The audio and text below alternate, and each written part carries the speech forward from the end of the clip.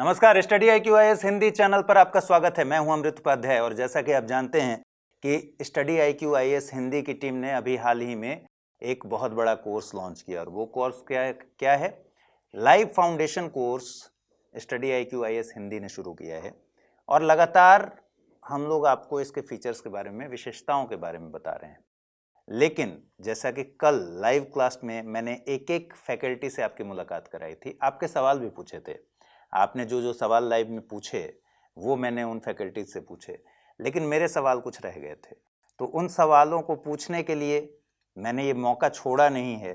मेरे साथ पूरी की पूरी कोर्स की टीम साथ में मौजूद है। इनमें से बहुत सारे लोगों से आप लोग परिचित हैं क्योंकि यूट्यूब पर लगातार क्लासेस करते हैं, फिर भी मैं परिचय कराऊंगा। अतुल सर हैं मेरे राइट साइड में, इकोनॉमी की क्लासेस लेते हैं आप। साथ ही 4 बजे हिंदू वाला प्रोग्राम जिसमें इंडियन एक्सप्रेस भी शामिल होता है, लाइव मिनट भी शामिल होता है, उसके एडिटोरियल का पूरा विश्लेषण करते हैं। ललिता दहिया मैम हैं, ये बहुत जल्दी एक सरप्राइज़ देने वाली हैं, मैंने कल भी बताया था आपको, और उस सरप्राइज़ के बारे में लेकिन आज नहीं बताएंगे। पॉलिटी पर इनकी ज़बरदस्त पकड़ है, पेपर 2 इनका पूरा ही ज़बरदस्त पकड़ वाला एरिया है और इस कोर्स में इनकी बहुत ही महत्वपूर्ण भूमिका है।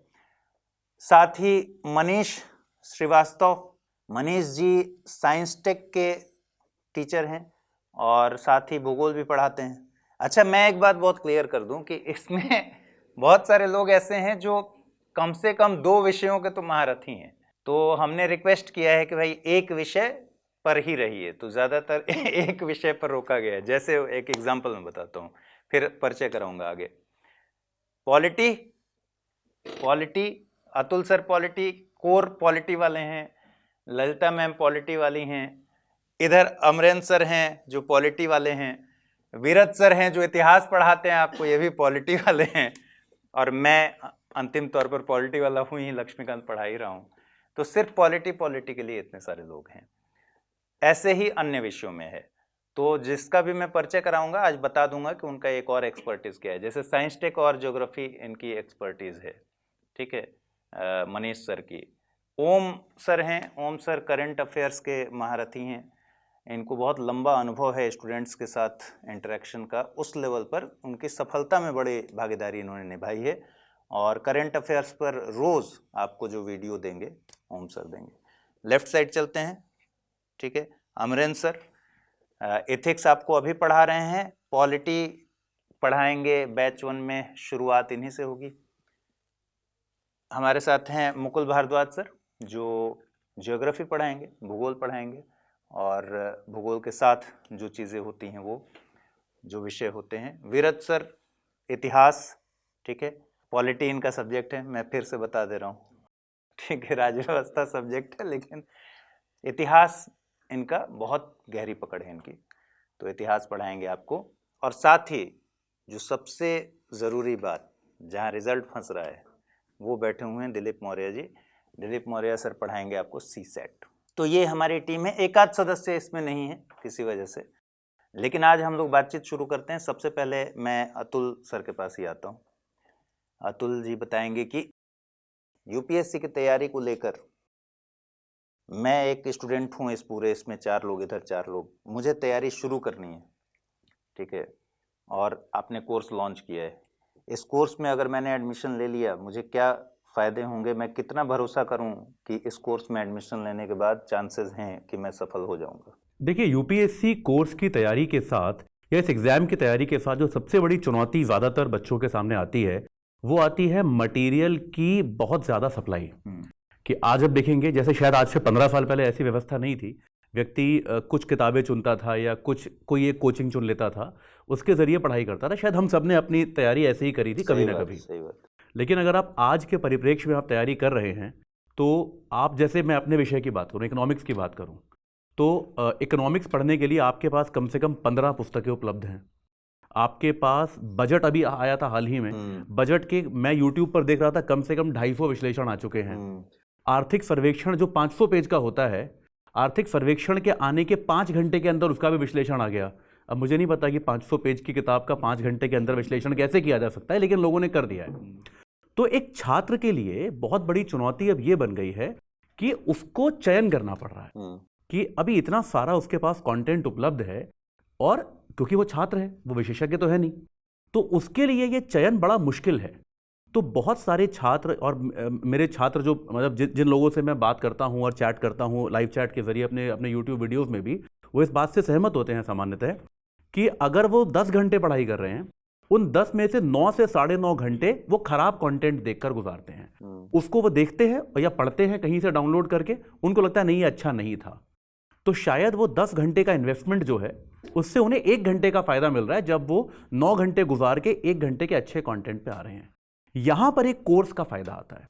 कोर्स का फायदा ये होता है कि हम एक क्यूरेटेड तरीके से हम ये चयन कर लेते हैं कि आपको कितना पढ़ना है, कितना नहीं पढ़ना। उसमें टीचर्स टीम की जो ओपिनियन होता है, उनका जो विचार होता है वो बेहतर होता है, क्योंकि अनुभव है और सब विषय की पकड़ थोड़ी ज़्यादा है। उसके कारण हम लोग एक बहुत ही संयत तरीके से, इनफैक्ट बहुत संयम बरतना पड़ता है कोर्स के लिए सिलेबस बनाते हुए, कि क्योंकि हमको ये पता है कि 13 महीने 14 महीने के अंदर हमको पूरा सिलेबस खत्म करना है। बिल्कुल 14 महीने मैं उसको इकोनॉमिक्स नहीं पढ़ा सकता बच्चे को। तो काफ़ी सारी चीज़ें ऐसी हैं जिसमें हमें इंपॉर्टेंस देखते हुए सिर्फ एक सोर्स अच्छे से पकड़कर उससे पढ़ाना पड़ता है। तो ये जो बच्चे का अननेसेसरी तरीके से, एक मतलब बिल्कुल अवांछित तरीके से समय खराब होता है, ये बचता है एक फॉर्मल कोर्स के जरिए। मेरे विचार में आजकल का जो इकोसिस्टम है यूपीएससी की तैयारी में, इसमें एक फॉर्मल, एक औपचारिक कोर्स की सबसे बड़ी महत्ता यही है। ये बात बहुत महत्वपूर्ण कही, हालांकि इन्होंने तुरंत अपने विषय को पकड़ कर बात कही, सप्लाई और डिमांड पर फाइनली आप ले गए इकोनॉमिक्स की भाषा में। तो इससे पता चलता है कि इकोनॉमिक्स में सर की कितनी गहरी रुचि है। अमरेंद्र सर के पास चलें अगर, तो ये बात बहुत ही महत्वपूर्ण है कि इस समय एक बड़ा संकट तो है ही कि यूट्यूब पर बहुत ज़्यादा मटेरियल है। जैसे मैं लक्ष्मीकांत की अगर बात कहूँ, मैं पढ़ा रहा हूँ, मैंने देखा है कि बहुत सारे लोगों ने इंग्लिश में लक्ष्मीकांत इंग्लिश में पढ़ाया है, लेकिन एक सामान्य स्टूडेंट के लिए, अगर मैं स्टूडेंट हूँ तो मेरे लिए चुनौती तो है ही। बिल्कुल। एक और बात जो हम लोग कहते हैं कि स्टूडेंट को जब हम पढ़ाते हैं तो ये कहते हैं कि भाई कितना पढ़ना है उससे ज़्यादा ज़रूरी है उसको ये समझ में है कि छोड़ना क्या है। बिल्कुल। आप जब कोर्स में पॉलिटी पढ़ाएंगे इस वाले इशू पर, अगर स्टूडेंट की समझ डेवलप करनी है तो क्या कोई मेथड होता है इसका कि स्टूडेंट की समझ ऐसी डेवलप हो कि उसको समझ में आए कि भाई यही ज़रूरी है, ये ज़रूरी नहीं? बिल्कुल सर, बहुत अच्छा सवाल भी है। ये पूरा का पूरा मेथड है। जैसे पॉलिटी लगभग 13 साल हो गए पढ़ाते मुझे, तो लगातार मैं देखता हूँ कि बच्चों के 2-3 कंसर्न हैं। एक तो रटने वाला कॉन्सेप्ट है कि सर पॉलिटी में रट लिया जाए, अनुच्छेद पूछे जाते हैं। तो सबसे पहली बात है कि पॉलिटी को कैसे समझा जाए, और ये वाली बात सबसे बड़ी बात है कि क्या छोड़ा जाए, ये समझ में आए। इसके लिए मैं हमेशा छात्रों से कहता हूँ कि आप आँख मूंद के बस किताबों को पढ़ने में ना लग जाएं। जैसे आजकल यूट्यूब पे भरमार है, हर कोई स्ट्रेटजी बता रहा है, और बहुत सारा टाइम आपका ऐसे बिना मतलब के स्ट्रेटजी में चला जाता है। तो मेरा सीधा सा ये फंडा रहता है बच्चों को बताने का कि भाई आप प्रीवियस ईयर के प्रश्न उठा लो, एक बार उस प्रीवियस ईयर के प्रश्न पे आप नज़र डाल लो। उससे क्या होगा कि आपके समझ में आ जाएगा कि भाई क्या पूछा जाता है। इससे मतलब ये नहीं कि आपने वो विषय पहले पढ़ रखा है कि या नहीं। फिर उसके बाद एक फॉर्मल रीडिंग आप लगाएं। पुस्तक कोई भी हो सकती है। मैं बार बार कहता हूँ कि पॉलिटी में कोई ऐसी पुस्तक, एक पुस्तक नहीं है जिसको पढ़ के ही आप सवालों के उत्तर दे सकते हैं। यहाँ पर असली बात यह है कि आप विषय की समझ अगर आप विकसित कर लेते हैं तो कोई भी पुस्तक पढ़ के आप प्रश्नों का उत्तर दे सकते हैं। तो जब आप रीडिंग लगा रहे होते हैं तो उस टाइम पे अगर आपने सवाल देखे हैं तो आपको ये पता लगता है कि एक्चुअल में क्या इम्पोर्टेंट है। उसके बाद दोबारा से फिर आप पढ़ने के बाद फिर से सवालों को करें तो आपको एक बात समझ में आ जाती है कि क्या पढ़ना है, कैसे पढ़ना है। इसके लिए दूसरा कोई नहीं समझा सकता है कि कैसे पढ़ना है ना। तो ज़रूरत इस बात की है कि आप जिस तैयारी में आ रहे हैं उस तैयारी में आप क्यों आ रहे हैं ये अपना क्लियर कर लें। फिर कैसे वाली बात पे हम शिक्षक हैं, हमारा काम है कि जहाँ आपको डाउट है, जो बात नहीं समझ में आ रही है, वहाँ हम आपका मार्गदर्शन कर दें। तो पॉलिटी बड़ा सरल विषय है, बशर्ते इसके बेसिक जो कॉन्सेप्ट हैं उसको आसानी से समझ लिया जाए और रटने वाली जो बात है वो पूरी निकाल दिया जाए दिमाग से। ना तो अनुच्छेद रटने हैं, ना तो संस्थाएं रटनी है, मतलब ऐसा कुछ रटने वाला नहीं है। और मेरा ये अभी तक का जो अपना अनुभव है, पिछले 13 वर्षों से पढ़ा रहा हूँ, लेकिन आज तक कोई किसी भी स्टूडेंट ने ये कहा नहीं कि सर मुझे समझ में नहीं आया। और दूसरी चीज़ कि आजकल जो यूट्यूब पे कंटेंट है या बहुत सारे लोग पढ़ा रहे हैं, उसमें सबसे बड़ी चीज़ क्या है कि वो बहुत ज़्यादा इन्फॉर्मेशन दे रहे हैं, तथ्यात्मक चीज़ें बहुत ज़्यादा दे रहे हैं। जैसे एक छोटा सा उदाहरण ले लें, कोई भी एक छोटा सा अनुच्छेद अगर वो बता रहे हैं, तो उसपे कम से कम उनको लगता है 10, 12, 15 वो सुप्रीम कोर्ट के वाद पढ़ा देते हैं। अब बच्चा इस बात को लेके परेशान है, और आज तक मेरा जो अनुभव है 10-12 वाद से ज़्यादा यूपीएससी ने पूछा हाँ, नहीं है। सही बात। हर बार वो सवाल उन्हीं से पूछता है जो कि जो बहुत महत्वपूर्ण बहुत फैसले महत्वपूर्ण हैं, है। बहुत। तो आप एक-एक अनुच्छेद पे 10-10, 12 मतलब वाद पढ़ा के आप क्या प्रदर्शित करना चाहते हैं? फिर तो वो वहाँ पे परेशान रटने है वाली बच्चा, समस्या हो रटने जाती है। फिर और कोई तरीका नहीं बचता। तो हमारा हमेशा से प्रयास रहता है कि बच्चे के अंदर जो बेसिक समझ है वो डाल दिया जाए, बाकी का जो काम है वो स्टूडेंट खुद ही कर लेता है, और हम कितना भी उसके भीतर तथ्य डालने का प्रयास करें वो नहीं ले सकता उसको, उसकी भी एक अपनी लिमिट है। तो ज़रूरत मेरी इस बात पे हमेशा रहती है कि मैं उनकी अवधारणात्मक समझ, जो कॉन्सेप्चुअल क्लैरिटी है, उस पे फोकस करूं, और साथ में बच्चे को भी मेहनत कराऊं, क्योंकि जो मेहनत स्टूडेंट करेगा वो उसका होगा, और हम ही जो मेहनत करेंगे तो वो तो मेरा ही हुआ। इसलिए मेरा प्रयास रहता है कि बच्चों को भी मेहनत कराई जाए, सारी मेहनत हम ही न करके आएँ कि सब हम ही आगे पढ़ा रहे हैं तो हमारा ही ज्ञान बढ़ता जा रहा है, बच्चे तो वहीं खड़े हैं। ये बेसिक चीज़ है और सरल है, और एक चीज़ बिल्कुल साफ है कि सबसे ज़्यादा सवाल अगर आप यूपीएससी में किसी विषय को कर सकते हैं आसानी से पढ़ के, तो वो पॉलिटी विषय है। ये आसान है। ये बाकी लोगों के साथ अन्याय नहीं है? जो फैक्ट है पूरी सर वो सहमति नहीं फैक्ट है इस बात से, लेकिन जो फैक्ट है वो फैक्ट है। ये रटने वाली बात पर विरत सर के पास तो आपका विषय इतिहास है, और रटने वाला जो परसेप्शन है मन में बना हुआ है कि भाई इतिहास तो रटने से ही समझ में आएगा, याद होगा, लिखा जाएगा। और आपने जब इतिहास पढ़ाया तो बच्चों को लगा कि ये रटने के अलावा समझने वाली भी चीज़ है। तो मुझे इतिहास के विषय में बताइए कि वाकई ये परसेप्शन कितना जायज़ है कि इतिहास तो रटने की चीज़ है, इतिहास में करना भी क्या है भाई, डायनेमिक है नहीं, करंट में कुछ होता नहीं, बिल्कुल ठीक है, बशर्ते कि कहीं मतलब जीवाश्म न मिल जाए उस समय के जो इतिहास से ताल्लुक रखता है तो फिर प्राचीन इतिहास का खोज हो रहा है वहाँ पे। देखिए सर, सबसे पहले तो यही है कि हिस्ट्री जो है, मैं अपने स्टूडेंट्स को भी हमेशा बोलता हूँ कि अगर आपको इतिहास विषय के अनुसार अगर आप उसको पढ़ रहे हैं तो थोड़ा सा नाइंसाफ़ी कर रहे हैं आप। हमेशा मैं बोलता रहा हूँ उनको कि आप इतिहास को थोड़ा सा जीने का प्रयास कीजिए। मतलब प्रैक्टिकली, वैसे तो आजकल टाइम वॉच है नहीं, मतलब ऐसा कोई मशीन नहीं है जिसमें हम पीछे जाएं और उस जगह को जिएं, लेकिन कल्पना के सहारे आप ऐसा कर सकते हैं। और इतिहास में जो चीज़ बीत गई है, जो इतिहास बन गई है, उसमें यदि अगर आप जी लिए, उस कंडीशन को जी लिए। सबसे सर एक प्रॉब्लम इतिहास में ये भी आती है कि हम थोड़ा इतिहास बायस्ड होके पढ़ते हैं। किसी ने किसी किताब के थ्रू पढ़ा होगा या किसी ने किसी शिक्षक के थ्रू पढ़ा होगा, तो उसके ही विचार उसके मन में जाने लगते हैं। तो ऐसे में सबसे बेहतर विकल्प ये है कि आप तथ्यों को सुन लीजिए, उसके बाद उस स्टोरी में जी लीजिए और फिर सोचिए कि उसका सही आंसर क्या हो सकता है। तो एक तो तरीका ये है कि इससे थोड़ा रटने से आप बच जाएंगे। रटने की सीमा इतिहास में सिर्फ वहीं रह जाएगी जहां पे एक्चुअल डेट्स आपको याद करनी है। अब कोई भी डेट है, जैसे मान लेते हैं कि पानीपत के युद्ध को लेकर के बहुत बार ये होता है कि 3 युद्ध हैं, तीनों आपने डेट याद कर ली। कोई भी इस तरीके की, तो जो फैक्चुअल है, मेरा सलाह यही है स्टूडेंट्स को कि हिस्ट्री में भाई अगर आपको कुछ भी रटने जैसा कॉन्सेप्ट पढ़ रहा है तो वो 1 या 2% डेट्स है। और आजकल अगर आप यूपीएससी को देखेंगे तो ऐसा नहीं है कि डेट्स पे ही फोकस होकर कोई क्वेश्चन पूछे जाते हों कि इस वॉर की कोई डेट बताइए, बल्कि उसके कॉन्सेप्ट से क्वेश्चन पूछे जाते हैं कि ऐसे वॉर्स होने के पीछे क्या रीज़न हो सकते थे, कौन कौन लोग उसमें इन्वॉल्व थे, या उसके क्या रिजल्ट रहे, इन पे क्वेश्चंस आता है। तो स्वाभाविक सी बात है कि ये रटने की नहीं, ये समझने की और उसमें जीने की चीज़ है। जितना आप रहेंगे, जितना जिएंगे, उतना ही अच्छे से आप इतिहास का आनंद उठा पाएंगे। अब ये कहना कि मेरा इतिहास विषय है और अन्य सब्जेक्ट से ज़्यादा अच्छी स्टोरीज इसमें है, ये एक मतलब चुनौती बड़े, हाँ ज्यादती तो हो ही जाएगा, बाकी लोगों से मैं सीधा चुनौती पे आ जाऊंगा, तो मैं वो नहीं कहना चाह रहा हूँ। लेकिन फिर भी इतिहास में नो डाउट आपके पूरे इतिहास में स्टोरीज ही स्टोरीज हैं। आजकल तो सर फिल्म भी जो बन रही हैं, कई आप देख रहे होंगे इतिहास पर आधारित फिल्में बन रही हैं। आप शायद हो सकता है उनके पास मिर्च मसाला ना बचा हो, ये भी एक हो सकता कारण। लेकिन हम अपने विषय की बात करें तो क्यों ऐसा हो रहा है? क्योंकि उसमें कहानियां बहुत मिलती हैं। कहानियों से अब इतिहास पढ़ना भी जरूरी इसीलिए कि उन कहानियों से आप सीखें, आज के समय में कुछ वैसा हो रहा हो तो आपके पास में वो ज्ञान हो, वो समझ हो, और जब आप एक सिविल अधिकारी बनने जा रहे हैं तो समाज की ही सेवा करेंगे। लोक सेवा अधिकारी आप बन रहे हैं और लोक की समझ कि पहले कैसा लोक था, अब कैसा लोक होगा, आगे कैसे सर्व करेंगे आप, उसके बीच में आप जी रहे हैं, वहाँ पे वर्तमान में जी रहे हैं, तो उसकी समझ वहीं से विकसित होगी। आगे तो आप हैं नहीं, भविष्य में आप हैं नहीं, भविष्य में क्या होगा उसकी परिस्थितियों से कैसे निकलेंगे, उसकी विकास, उसकी समझ की जो विकास है वो पद्धति आप वहाँ से सीख सकते हैं।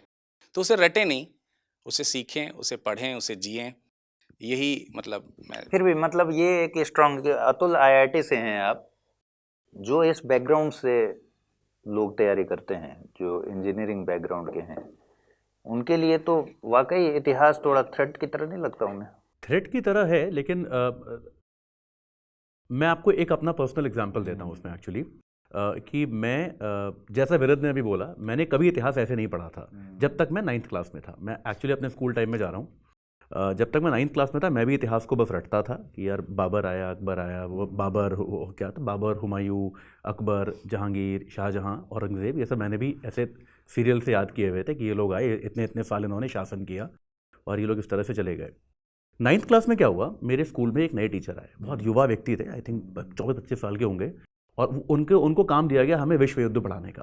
अच्छा। 9th में या कब होता है विश्व युद्ध, एनसीईआरटी का जो सिलेबस था बेसिक, और उन्होंने हमको विश्व युद्ध, खासतौर पर दूसरा विश्व युद्ध, एक ऐसे तरीके से पढ़ाया कि वो मुझे आज तक याद है। मैं उसको आज अभी पढ़ा सकता हूँ।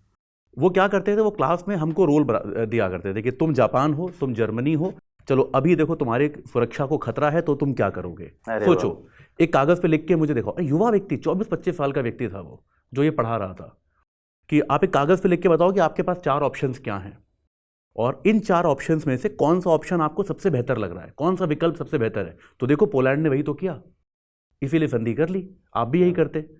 तो उस दिन के बाद से मेरा इतिहास को लेकर परिप्रेक्ष्य बदल गया। अब होता भी क्या है, अक्सर ये कहा जाता है कि इंजीनियर्स यूपीएससी में काफ़ी सफल होते हैं। उसका कारण भी ये है कि वो एनालॉजी बनाना शुरू कर देते हैं, कि उनको जिस तरह से 4 साल की ट्रेनिंग होती है इंजीनियरिंग के अंदर, बहुत सारा सिलेबस होता है, आई एम श्योर बाकी कोर्सेज में भी होता होगा, उसकी मेरे को जानकारी नहीं है, लेकिन इंजीनियरिंग में बहुत ही ज़्यादा सिलेबस होता है, और आपको 4 साल में ऐसी सर्वाइवल टैक्टिक बनानी पड़ती है कि ये शॉर्टकट निकाल लेंगे, एक संक्षेप में तरीका बना लेंगे। तो अक्सर ऐसा देखा गया है कि जो लोग एक तकनीकी बैकग्राउंड से आते हैं वो इस तरह का एक सर्वाइवल टेक्निक बनाना शुरू कर देते हैं।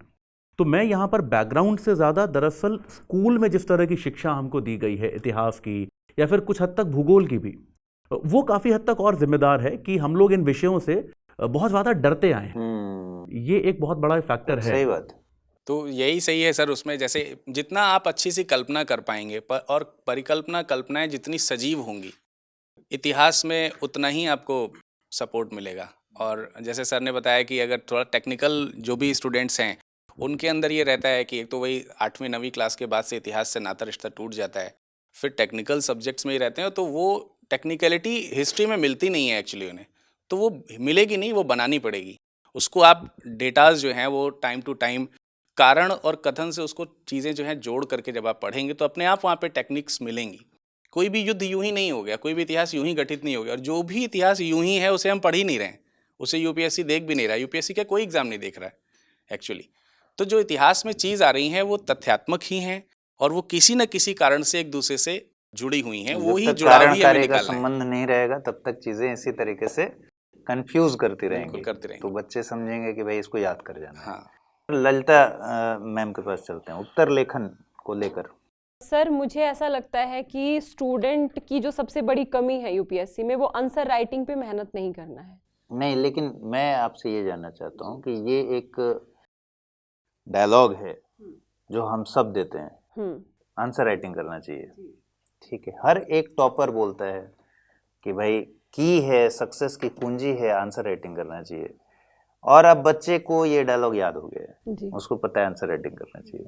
कैसे करना चाहिए ये बताने की भी तो बात है। बिल्कुल सर, उसके लिए जो सबसे बड़ा शुरुआत है, वो सबसे पहली शुरुआत है सिलेबस से, और सेकंड शुरुआत है बेसिक कवर करने से। कई स्टूडेंट की प्रॉब्लम क्या होती है ना, वो सबसे पहले एडवांस बुक पढ़ते हैं। मैं अपना व्यक्तिगत एग्जांपल देती हूँ। जब मैं दिल्ली आई तो मुझे किसी ने बोला कि डीडी बसु से शुरुआत करो पॉलिटी पढ़ने की। मैं पढ़े भी जा रही थी। तो उन्होंने, जब मैंने बोला कि सर मुझे तो कुछ समझ में नहीं आ रहा, तो उन्होंने बोला कि आपको पता नहीं लग रहा है लेकिन आपको समझ में आ रहा है। मुझे लगा इंटरव्यू दिया हुआ बंदा है, बहुत नॉलेज होगा। मैं नई ध्यान थी। रखिएगा, अब आप भी इंटरव्यू दी हुई है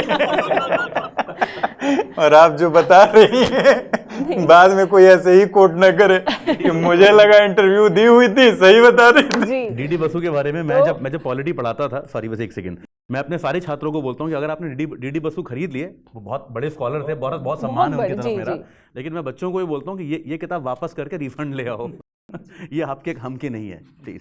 तो सर मुझे ऐसा लगता है कि सबसे पहले ना आप अपने बेसिक पे आपको कमांड करनी चाहिए। आप बेसिक एनसीईआरटीज को पढ़ो, और केवल पढ़ो नहीं, उनका मनन करो। और जब आप एनसीईआरटी पढ़ रहे हो तो आप टॉपिक वाइज कुछ नोट्स बना लो। जब आप नोट्स बनाते हो ना, तो एनसीईआरटी के पीछे आपको दिखेगा बहुत ईजी सा क्वेश्चन होता है। आप शुरुआत वहां से कीजिए, आप लिखना तो शुरू कीजिए। कई बच्चों को लगता है कि हम तो एकदम परफेक्ट आंसर लिख के मानेंगे, ऐसा पॉसिबल नहीं होता है। आपको परफेक्ट आंसर तक जाने के लिए क्रमबद्ध तरीके से चलना पड़ेगा। आपको बिल्कुल बेसिक शुरुआत करनी पड़ेगी, 50, 60, 70 आंसर लिखने पड़ेंगे, जब जाके आपकी आंसर राइटिंग में परफेक्शन आएगा। सबसे बड़ी दिक्कत है ना, आप डरते हो लिखने से कि एक ही बार एग्जाम में, मेरे कई ऐसे फ्रेंड्स रहे थे, एक ही बार लिखेंगे मेंस में, तो मतलब हालांकि क्लियर नहीं हो पाता था, लेकिन मुझे ऐसा लगता है कि इस मेन इशू पे काम करने की ज़रूरत है। आप शुरुआत करो धीरे धीरे। और जहाँ तक आपका मुद्दा है कि लिखें कैसे, तो सर जब हम लिखना शुरू करते हैं, शुरुआत में क्वेश्चन की डिमांड समझना शुरू करते हैं, तो फिर जो आंसर का फ्रेम है कि उसकी भूमिका क्या होनी चाहिए, मेन बॉडी क्या होनी चाहिए, निष्कर्ष क्या होना चाहिए, शुरुआत यहाँ से होती है। लेकिन जैसे जैसे हम 50, 60, 70 आंसर लिखेंगे, उसके बाद हम उसमें इनोवेशन करेंगे। इसमें हम कोई मैप बना सकते हैं क्या, हमने जो भाषा में कोई बात लिखी है उसको हम डायग्राम से समझा सकते हैं क्या, कंक्लूजन को कितना पॉजिटिव लिख सकते हैं। तो ये प्रैक्टिस से ही आएगा। और मुझे ऐसा लगता है कि फिर वही वाली बात मैं रिपीट करूंगी कि अगर यूपीएससी में सिलेक्शन लेना है, तो आप केवल ये सोच के नहीं कि हाँ हम तो इतना मेहनत करते हैं, इतना पढ़ लेते हैं, सिलेक्शन हो जाएगा, आप इसका मतलब सपना देख रहे हो। आपको अगर हकीकत में सिलेक्शन लेना है, आपको लिखना पड़ेगा, क्योंकि फाइनली जो आपकी मेरिट बनेगी वो मेंस से बनेगी। पीटी पास करके आप आईएएस नहीं बन रहे हो। सही बात। तो आपको बहुत रणनीति के साथ, और इसका एक छोटा सा और मैं एग्जांपल देना चाहूँगी कि जब भी आप लिखने के लिए बैठते हो, तो आप लास्ट ईयर के क्वेश्चंस को, मेंस के क्वेश्चंस को अपना बेस बनाइए। आप फॉर एग्जांपल पॉलिटी पढ़ रहे हो, तो आप ये देखिए पॉलिटी से क्या क्या क्वेश्चन पूछे गए, कौन कौन से टॉपिक कवर किए जा रहे हैं, बार बार रिपीट कहाँ से हो रहा है, आईआर कितना हम स्टैटिक के साथ हमें करंट पे फोकस करना है, वहाँ से आपको ज़बरदस्त आइडिया लग जाएगा। तो मुझे लगता है कि सर एक स्ट्रेटेजी से अगर सही दिशा में मेहनत की और वास्तव में यदि लिखने की कला को विकसित किया, तो आसान हो जाएगी जर्नी। ये बात सर इसमें एक ऐड ऑन करना चाहूँगा मैं कि मैम ने जो चीज़ कही और आपने कहा कि बच्चे हमने याद कर ली है कि बच्चों को भी याद हो गई है बात की आंसर राइटिंग करनी चाहिए, तो हमारे इस कोर्स में एक प्रैक्टिकल फील दे दिया गया है इसके लिए। और उस प्रैक्टिकल फील में क्या है सर कि जैसे हमने बोला कि आपको ये करना है, मैम ने भी अभी बताया, बच्चा करेगा, 10 दिन तक करेगा, 1 महीने तक करेगा, फिर उसके बाद उसका मोरल डाउन होगा। तो जैसे ही उसका मोरल डाउन होगा, तो ये एक प्रैक्टिकल बात है, ऐसा होता ही होता है सबके साथ तो हम लोगों ने इस चीज़ को दूर करने के लिए इसमें एक फीचर ऐड किया है जो कि मंथन है। और उसमें हम सामने लाइव मेंटोर के साथ वो बैठते हैं, मेंटोर्स के साथ स्टूडेंट बुलाते हैं और उनके साथ लाइव आंसर राइटिंग करवाते हैं। और जो मैम ने कहा कि इसमें डायग्राम ऐड होना चाहिए, इसमें जो है वो कोटेशंस डालनी चाहिए, क्या आंसर राइटिंग का तरीका होना चाहिए, इंट्रोडक्शन किस तरह का होना चाहिए, कंक्लूजन किस तरह से होना चाहिए, क्योंकि विरत सर का जो सब्जेक्ट है और जो ज्योग्राफी है, इन दोनों में कंक्लूजन करने में बड़ी प्रॉब्लम आती है स्टूडेंट्स को। तो ये सारी चीज़ मेंटर्स लाइव करते हैं। तो ये चीज़ जो आपने अभी कहा कि छूट जाती है, बच्चे मतलब कुछ दिन करते हैं फिर नहीं करते, वो चीज़ क्या है हमारे कोर्स में वो लास्ट तक रहेगी, वो क्योंकि साथ में हमेशा कराई जाएगी इसको। सही बात है। देखिए मैंने इसलिए पूछा कि आंसर राइटिंग ऐसी चीज़ है जो कई बार क्या होता है कि कुछ चीज़ें इंसान को पता होती हैं, लेकिन वही सबसे बड़ा रहस्य बन जाती हैं। जैसे सारी जो बातें हम करते हैं आंसर राइटिंग में, जैसे आपने कहा कि नोट्स बनाना चाहिए, सवाल है कि नोट्स कैसे बनाना चाहिए जी। अब इस पर ये ठीक बात है कि मैं अगर बताऊंगा तो मैं अपने तरीके से बताऊंगा, मेरा तरीका अलग होगा, इनका तरीका अलग होगा, आपका तरीका अलग होगा, किसी टॉपर का भी तरीका अलग होगा। संकट ये नहीं है, संकट ये है, मान लीजिए कि हमने अभी अभी तैयारी शुरू की है, ठीक है, तो हम सब करीब लग रहा है 12-13 साल 15 साल गुजार चुके हैं ना इस फील्ड में। ज्यादातर वो लोग हैं जो आप 13 साल से मान लीजिए पढ़ा रहे हैं। अब आपको वो समस्या उतनी बड़ी नहीं लग सकती है जो उस बच्चे की समस्या है वो उसको बहुत बड़ी लगती है। आपने बहुत महत्वपूर्ण बात कही कि भाई कोर्स को डिजाइन इसलिए किया गया है ऐसा कि उत्तर लेखन को लेकर सामने हम प्रैक्टिस कराएं, उसको मोटिवेट करें कि भाई लिखना है, छोड़ना नहीं है, भले 10 मिनट लिखो। और ये ऐसी चीजें हैं जिसमें ललिता मैम ने जैसे कहा कि भाई एक डर बड़ा फैक्टर है, लोग डरते हैं। दूसरा एक लस्ट कि मैं एक ही दिन, वो कयामत का दिन आएगा जिस दिन मैं लिखना शुरू करूंगा और वो दुनिया का सबसे अच्छी कॉपी होगी, सबसे अच्छा आंसर होगा, वो दिन कभी आता नहीं। तो कोर्स इसलिए वाकई बहुत फायदेमंद होता है कि जब आप टीचर्स के साथ एक फील करते हैं ना, मतलब इस कोर्स में सर हमने सिर्फ मेंस का ही ध्यान नहीं रखा है, इस कोर्स में प्री, मेंस और इंटरव्यू तीनों चीज़ों का ध्यान रखा है। और मतलब प्री में भी हम लाइव बच्चों से क्वेश्चन सॉल्व करवाते हैं, तो क्योंकि सारे क्वेश्चन ऐसे नहीं होते जो कॉन्सेप्चुअल या फिर फैक्चुअल हो, उसके अलावा बीच में कुछ ऐसे क्वेश्चंस भी होते हैं जिनमें आपको अलग तरीके से सोच रहे हो और स्टूडेंट अलग तरीके से सोच रहा है, तो वहाँ पे ये बात बताना बहुत ज़रूरी है कि नहीं, इसको इस वे में सोचेंगे तो आंसर सही निकल के आएगा। क्योंकि वो जो एलिमिनेशन टेक्निक है वो भी यूज़ होती है, और अब यूपीएससी ने चेंज किया है थोड़ा सा मेथड, एलिमिनेशन ही हटाया है उन्होंने, तो अब क्योंकि ज़्यादा इन्फॉर्मेशन वहाँ पर चाहिए होती है, तो वो चीज़ हमने इसमें प्रीलिम्स में भी डाली है। प्लस जो हिंदी मीडियम में स्पेशली जो झिझक रहती है, बोलने की झिझक, कम्युनिकेशन वाला पार्ट, वो भी उसमें ऐड है, तो वो उस पर भी हम लोग क्या शुरू से ही ट्रेनिंग देंगे जो कि लास्ट तक चलेगी। तो कैसे करेंगे सर? उसमें क्या हम 5 लोगों को बुलाते हैं, 5 लोगों को, जैसे जो मेंटर होंगे उनके साथ जो एसोसिएटेड बच्चे होंगे वो उनको बुला लेंगे, और फिर उसमें एक्सटेम्पोर कराते हैं और उसके अलावा एक जीडी करवाते हैं। तो पहले जब एक्सटेम्पोर होता है तो पहले वो बोल नहीं पाएंगे, शुरू के 5 दिन नहीं बोल पाएंगे। कि हम लोग इस समय हिंदी माध्यम का ही कोर्स लॉन्च कर रहे हैं, तो जीडी बोलिएगा तो मैं उससे बहुत संतुष्ट। सर ग्रुप डिस्कशन की बात कर रहा था मैं।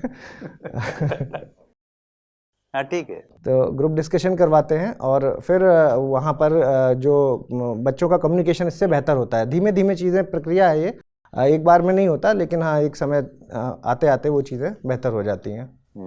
सर मैं इसमें एक चीज़ जोड़ूंगा कि हम आंसर राइटिंग की इतनी बातें करते हैं बच्चों के सामने, तो जब जो बच्चा स्टार्टिंग करता है प्रिपरेशन में, वो बहुत डर जाता है कि भाई मेरे को पहले दिन ही आंसर लिखना है।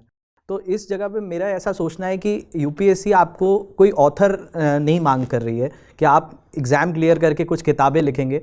आप जो भी चीज़ें पढ़ रहे हैं उसको आपको फील्ड पे ज़रूरत पड़ेगी। तो जब तक आपने किसी सब्जेक्ट को सीखा नहीं होगा तब तक आप उस पर लिख ही नहीं पाएंगे। और हमारा जो स्कूल सिस्टम रहा है, हमने फर्स्ट से लेकर 12th तक आंसर्स ही लिखे, इसके बाद ग्रेजुएशन में भी आंसर लिखें।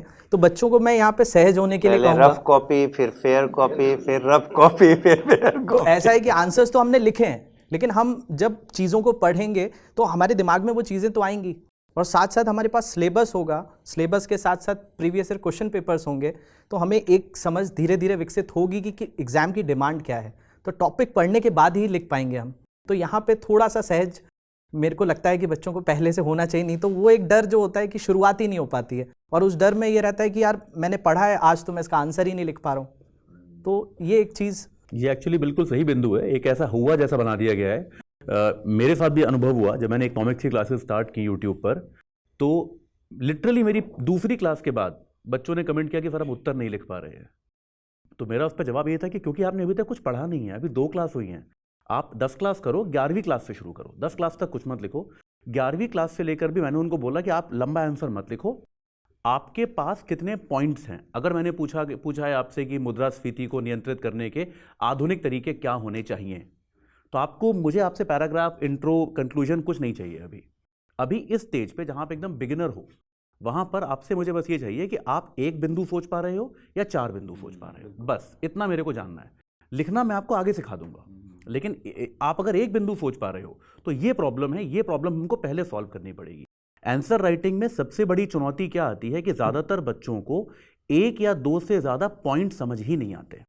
उनके पास लिखने के लिए एक या दो ही बिंदु होते हैं। फिर वो क्या करते हैं, जैसा आपने बोला कि हम स्कूल कॉलेज में लिख के आते थे कि उसी पॉइंट को 7 खून माफ की तरह बार बार एक ही कहानी लिख के आओ और उसी कहानी हमने को भी काफी कॉपीज भरी तो आप हैं। ऐसे कॉपी भर के आओ पहले जैसे ही क्वेश्चन आया तो पहला स्टेटमेंट तो क्वेश्चन से उठा के लिख दिए इसका अर्थ यह है कि तो इसलिए बहुत ज़रूरी है कि हम इस पर पहले फोकस करें कि उस क्वेश्चन की जैसा किसी अभी बोला था, आपने बोला था कि उस क्वेश्चन की डिमांड क्या है, वो एग्जैक्टली पूछ क्या रहा है और उस पर आधारित मैं कितने बिंदु सोच पा रहा हूँ।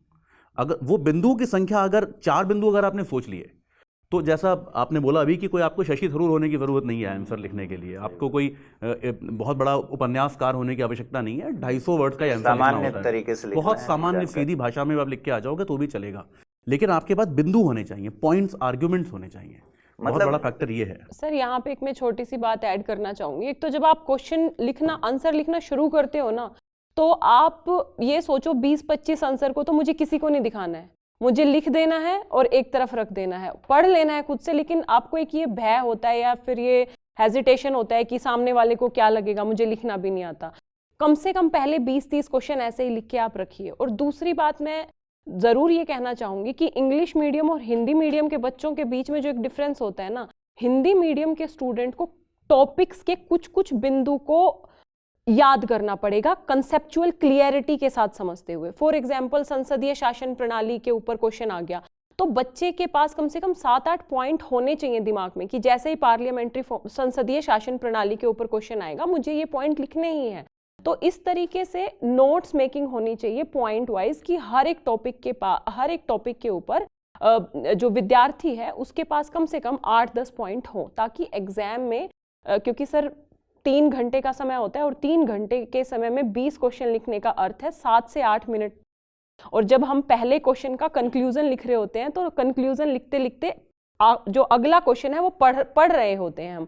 इतने ज़्यादा प्रेशर में अगर हमारे पास कुछ रेडीमेड नहीं होगा तो फिर हम थोड़ा कम बेहतर कर पाएंगे। तो सही बात है, ये सब अभ्यास करने की चीजें होता हैं। भी है। जो मुख्य परीक्षा हिंदी माध्यम से बच्चे दे रहे हैं, एग्ज़ाम के पैटर्न में बदलाव हो गया और जो शब्द सीमा थी वो भी कम हो गई।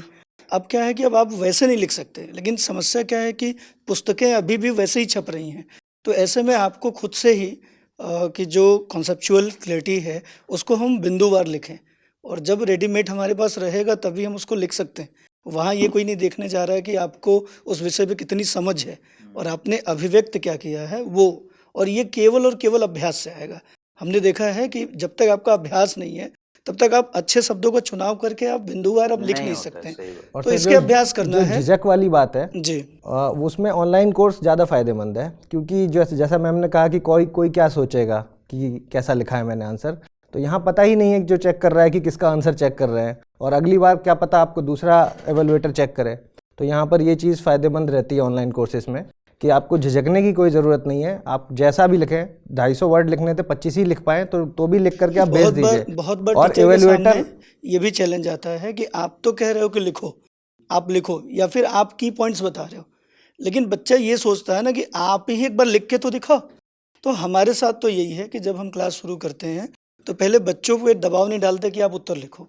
सबसे पहले पूरा उत्तर ही लिख के लाइव दिखाते हैं 10 क्लास 12 क्लास में। फिर उसको लगता है कि ये लाइव इतना दिखाते हैं, मतलब आप क्वेश्चन पूरा लिखवाते हैं? पूरा क्वेश्चन लिख देता है अच्छा। सामने ही, और वो भी विद इन टाइम। जैसे हमारे पास 5 या 7 मिनट है तो बच्चों को हम लोग समझाते हैं ना कि 5 मिनट में आंसर आपको कंक्लूड करना है, 6 मिनट में। तो बच्चे कभी कभी सोचते हैं सर ऐसा होता थोड़ी है, आप बता तो देते हो, क्या आप लिख पाओगे? तो ये मैं करता हूँ कि भाई देखो आप टाइम देखते रहो, मैं क्लास में ही ये सवाल है, अब देखो इसको मैं लिख रहा हूँ, तो पूरा आंसर ही 2 आंसर 3 आंसर जब लिख लेता हूँ तो उसको ये विश्वास हो जाता है कि किया जा सकता है। तो हम जो कहें वो करके भी दिखाएं, हमेशा पॉइंट ये की बात पॉइंट ना बिल्कुल सही बताएं, है। केवल की गांधी जी पॉइंट ना वाला बताएं। उदाहरण याद कर लीजिए। जी, गुड़ बिल्कुल। छोड़ने के लिए एक बच्चे की माँ ने कहा कि भाई उस बच्चे को गुड़ छुड़वाना है। बिल्कुल। गांधी जी ने कहा कि भाई हफ्ते भर बाद आना। तो हफ्ते भर बाद उन्होंने कहा कि बेटा गुड़ छोड़ दो। गुड़ छोड़ दिया तो माता जी ने पूछा कि तो उसी दिन बोल देते।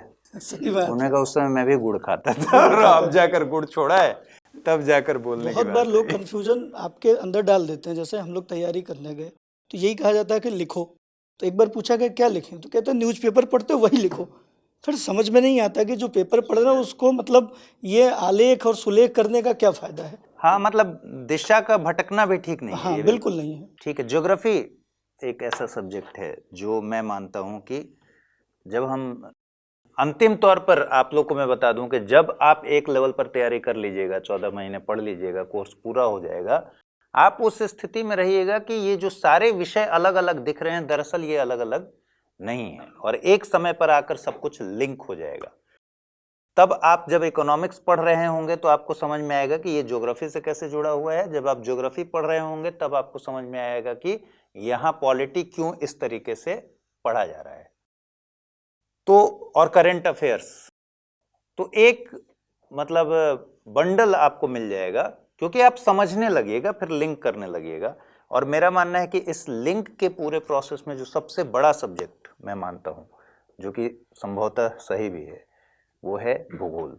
इसलिए क्योंकि भूगोल से तय होगा कि उस जगह की इकोनॉमी क्या है, भूगोल से तय होगा कि वहाँ का कल्चर क्या है जी। भूगोल से तय होगा पहनावा, रहन सहन, बिहेवियर, भाई व्यवहार में भी जो चीजें होंगी भूगोल से तय होगा। भूगोल से ही तय होगा कि वहाँ की राज व्यवस्था क्या है। बिल्कुल सर। ठीक है। आपको जब पॉलिटी में आप आगे बढ़ेंगे, आपको पता चलेगा कि इसी देश में बहुत सारे ट्राइबल एरियाज के लिए, हिली एरियाज के लिए अलग तरह से व्यवस्थाएं की गई हैं, क्योंकि वो भूगोल उसके लिए अलाउ नहीं करता कि आप बिहार में जिस तरीके से रन करते हैं कहीं नॉर्थ ईस्ट में किसी हिली एरिया पर रन करें। तो भूगोल एक बहुत बड़ा आधार वाला सब्जेक्ट है, लेकिन भूगोल के साथ है कि उसमें अगर कॉन्सेप्ट की समझ नहीं हुई तो वो सब्जेक्ट कभी भी साथ नहीं देगा। आपका अनुभव इतना साल का पढ़ाने का है, आप इस पूरे विषय को किस तरीके से डील करेंगे कि ये पूरा आधार बिल्कुल निश्चित तौर पर बन जाए और इससे बाकी चीज़ें लिंक होना समझ में आ जाए। सर आपने बिल्कुल सही कहा, जैसे भूगोल से ही सब चीज़ें डिसाइड होती है, इसीलिए भूगोल और इतिहास को सभी विषयों की माता कहा जाता है, मदर ऑफ ऑल सब्जेक्ट कहा जाता है हिस्ट्री और ज्योग्राफी को। हम जब ज्योग्राफी पढ़ते हैं या किसी भी सब्जेक्ट को जब शुरू करते हैं तो सबसे पहले उसकी भूगोल के बारे में पढ़ना शुरू करते हैं, किसी भी एरिया को जब पढ़ रहे हैं।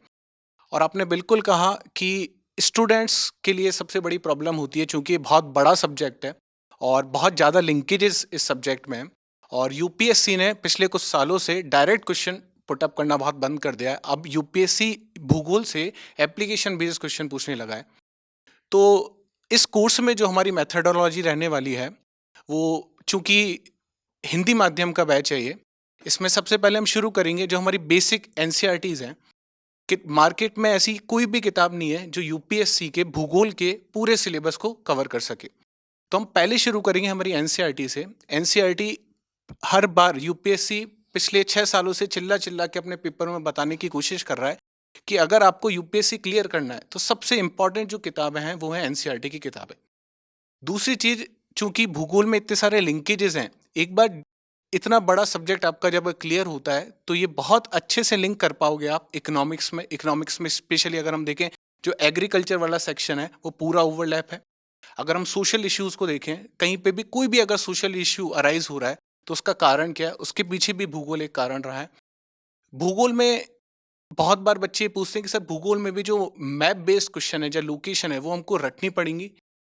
हमारा ये मेथड रहेगा इस बैच में करंट अफेयर से, जिसको बोला जाता है स्टैटोडायनेमिक। हम इस चीज को लेके चलेंगे कि स्टैटिक पोर्शन को करंट के साथ कैसे लिंक किया जाए या करंट को स्टैटिक के साथ कैसे लिंक किया जाए। सिलेबस इतना बड़ा है, हम कभी भी ये नहीं कह पा सकते कि हम 100% कवर करेंगे, क्योंकि करंट अफेयर हर दिन आपका सिलेबस बढ़ा रहे हैं और इसके साथ आप स्टैटिक आपको कवर अप करके चलना है। हम लोगों का मेन फोकस ये रहता है कि हम एग्जाम कैसे क्लियर हो। हमको 100 में से 100 नंबर नहीं लेके आने हैं यहाँ पे, ना हमको यहाँ पे पीएचडी करनी है। इसीलिए हमारे हर पेपर का नाम सामान्य अध्ययन रखा गया, जनरल स्टडीज। हमको उस पर जनरल चीज़ों के बारे में पता होना चाहिए जो यूपीएससी आपसे डिमांड कर रहा है। सिर्फ उसका सबसे अच्छा सोर्स रहता है आपका सिलेबस और आपके पीवाईक्यूज। तो सर हमारा जो मेथड रहेगा वो सिलेबस को साथ में रख के, पीवाईक्यूज को साथ में रख के, और उसके साथ हम करंट को क्लब करते हुए चलेंगे आगे। मुझे लगता है कई सारे ऐसे टॉपिक्स हैं, कई सारे ऐसे सब्जेक्ट्स हैं जिस पर ज़रूरत से ज़्यादा समय देने की गलती होती है। जैसे वर्ल्ड हिस्ट्री, इतिहास वाले जो अध्यापक हैं वो बुरा नहीं मानेंगे, लेकिन विश्व इतिहास में इस समय वेटेज देखिए, पिछले साल तो मेरे ख्याल से एक भी क्वेश्चन नहीं था। पिछले साल तो इसके क्वेश्चंस नहीं थे, नहीं थे। वो मतलब उसे आप करंट में यूं ही कवर कर सकते हैं, उसको हिस्ट्री जैसे टॉपिक कहने का मतलब है कि कई बार मैंने देखा है कि कोई बच्चा 30-30 दिन विश्व इतिहास पढ़ रहा है। जैसे आप में आपदा प्रबंधन है, उस पर कितना वक्त देना चाहिए आपदा प्रबंधन पे? सर आपदा प्रबंधन जैसे जो सब्जेक्ट है उनको आप देखोगे तो आप भूगोल में उनका सारा स्टैटिक पोर्शन कवर कर रहे हो। हम लोगों को आपदा प्रबंधन को करंट के साथ लिंक करना है, और जो नेशनल डिजास्टर मैनेजमेंट अथॉरिटी है उसकी जो वेबसाइट है उसकी जो गाइडलाइंस है सिर्फ उतना ही कवर करना है हमको, ज़्यादा समय उसमें नहीं मांगता, वो सब्जेक्ट भी नहीं मांगता है। तो मुझे लगता है कि अगर आप 10 से 15 घंटे और साथ में आप करंट उसके साथ लिंक करके चल रहे हो तो इससे ज़्यादा समय उस सब्जेक्ट की ज़रूरत नहीं है। आपको कंसेप्ट हमारे क्लियर करने हैं, इसीलिए बार बार एक आ जाता है कि read in between the lines, लाइनों के बीच में जो लिखा हुआ है वो आप समझने की कोशिश करें, वो आप पढ़ने की कोशिश करें, और वही चीज़ हम इस बैच में कराने की कोशिश करेंगे। हम लोग कह देते हैं कि आपको ये रेफरेंस बुक पढ़नी है या ये एनसीईआरटी की किताब पढ़नी है, लेकिन बच्चा जब पढ़ता है तो बहुत बार ऐसा होता है जैसे कोई इंजीनियरिंग बैकग्राउंड का बच्चा है और वो भूगोल पढ़ रहा है तो उसको लगता है ये एल्फ्रेड वैगनर ने क्या कहा था, ये मुझे समझ में नहीं आ रहा है, ये कैसे शिफ्टिंग हो रही है कॉन्टिनेंट्स की। तो वो चीज़ पकड़ने के लिए कि उन लाइनों के बीच में क्या लिखा है, वहाँ पे हम लोगों की और इस कोर्स की भूमिका सामने आएगी। ठीक है, इसी तरीके से अब जैसे वर्ल्ड हिस्ट्री है तो अब वर्ल्ड हिस्ट्री में ये भी तो बच्चे को समझ होना चाहिए ना कि भाई इसमें इतना ही टाइम देना है, इतने में संतोष करना है। कई बार संतोष भी नहीं होता, लगता है कि थोड़ा और पढ़ लेते, ये भी पढ़ लेते। जैसे मान लीजिए जीएस में कई सारी ऐसी चीज़ें हैं जो ऑप्शनल में जिन थियरीज को पढ़ते हैं, सिद्धांतों को पढ़ते हैं, उसकी ज़रूरत जीएस में नहीं है। जब आप बोलेंगे भी तो संतोष नहीं होगा, उसको लगेगा कि ये तो स्किप हो रहा है, ये छूट रहा है। कोर्स का फ़ायदा यही होता है कि कोर्स में टीचर आपको जब बताते हैं तो ये भी बताते हैं कि भाई इसको छोड़ दो, ये तुम्हारे जीएस वाले पोर्शन के लिए ज़रूरी नहीं है, और किसको पकड़ना है, किसको छोड़ना है, कहाँ पकड़ना है, कौन सी चीज़ें महत्वपूर्ण हैं। बिटवीन द सिलेबस एक ही सब्जेक्ट के भीतर कई सारे चैप्टर्स उतने रेलिवेंट नहीं, उतने प्रासंगिक नहीं है। अगर मैं आपसे कहूं कि कुछ मतलब 100 अगर चैप्टर हैं मान लीजिए, तो उसमें से 28-29 ऐसे भी चैप्टर हैं जो आपको पढ़ कर निकल जाना चाहिए एक बार, फिर आपको दोबारा नहीं पढ़ना चाहिए। सर यहाँ पे मैं बिल्कुल आपकी बात से सहमत हूँ। मैं ये कहना चाहूँगी कि यूपीएससी का सिलेबस समुंदर है। आप मुखर्जी नगर, राजेंद्र नगर चले जाइए, आपको किताबों की भरमार मिलेगी। यहाँ सबसे ज़्यादा महत्वपूर्ण हो जाता है कि क्या पढ़ना है, उससे ज़्यादा इम्पोर्टेंट है क्या छोड़ना है। दूसरी बात, जो पढ़ना है वो एक बार पढ़ना है कि 20 बार पढ़ना है। सही बात। हमें मल्टीपल रिवीजन पे ध्यान देना है। हमें एक बेसिक, मैंने आपको जैसा अभी बताया था कि बेसिक और एडवांस एक हमें बुक दिखी, हमें उसे कम से कम 10 से 15 बार पढ़ना है। और जो बहुत ज़्यादा महत्वपूर्ण, और सर क्या महत्वपूर्ण है क्या नहीं, इसका निर्धारण कैसे होगा? इसका निर्धारण होगा पिछले सालों के क्वेश्चन से। वहाँ चाहे आप पीटी के क्वेश्चंस उठा लीजिए, चाहे मेंस के क्वेश्चन उठा लीजिए। इसीलिए सर कहा जाता है ना कि मेहनत मजदूर भी करता है, मेहनत इंजीनियर भी करता है। लेकिन हमें ना अपनी मेहनत को सही दिशा और सही रणनीति के तहत करना पड़ेगा, ताकि हम कम वक्त में ज़्यादा से ज़्यादा बेहतर जो आउटपुट है हमारा वो निकल सके। जी ठीक है। एक बड़ा हर्डल हिंदी माध्यम, एक बड़ी बाधा है हिंदी माध्यम के लिए। 2 बाधाएं हैं दरअसल, मैं देखता हूँ साइंस टेक। जी सर। ज़्यादातर ह्यूमैनिटीज़ बैकग्राउंड के बच्चे हिंदी माध्यम में हैं, ठीक है, इसमें कहीं दो राय नहीं है, और इसलिए साइंस टेक एक चैलेंज है। जी सर। ठीक है, तो मैं तो साइंस बैकग्राउंड का ही हूँ, मैं मैथमेटिक्स ऑनर्स हूँ, लेकिन हकीकत है कि आज की तारीख में साइंस से ज़्यादा प्यार उधर है।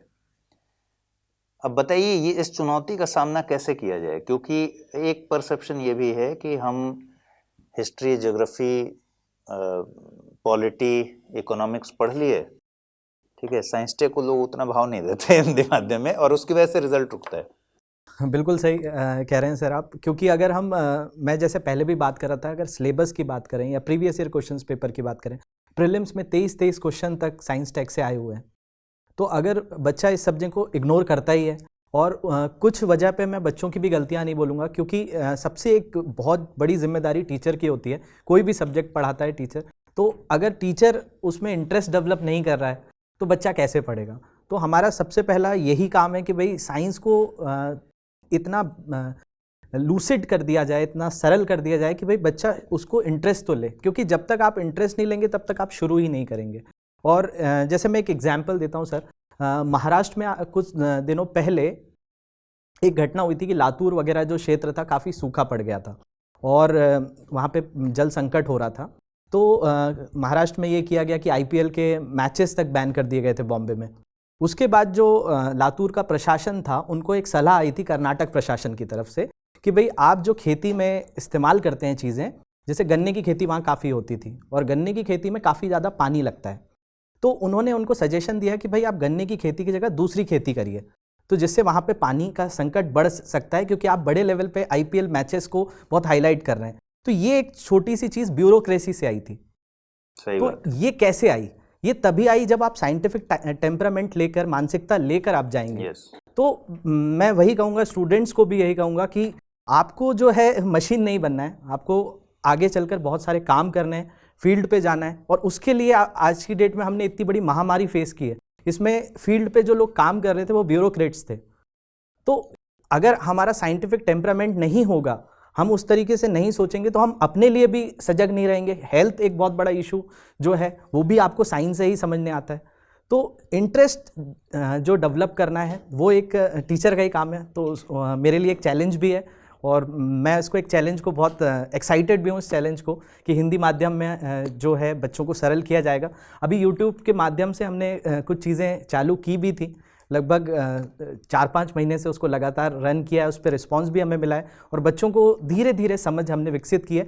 और वही हमने कोर्स के लिए भी किया है कि एक लिमिटेड टाइम में कि बच्चा, क्योंकि हम लोग यहाँ जितने लोग बैठे हुए हैं, हम देखने में अलग अलग लग रहे हैं, लेकिन बच्चा जब पढ़ रहा है तो सारे सब्जेक्ट पढ़ रहा है। सही बात। और जैसा सर आपने बीच में कहा भी था कि भाई एक समय के बाद सब जाकर इंटरलिंक ही होना है, तो साइंस का या साइंटिफिक टेम्परामेंट का जैसे कहा जाता है कि past science become the future technology, तो जो भूत का विज्ञान है वही तो तकनीक बन रहा है।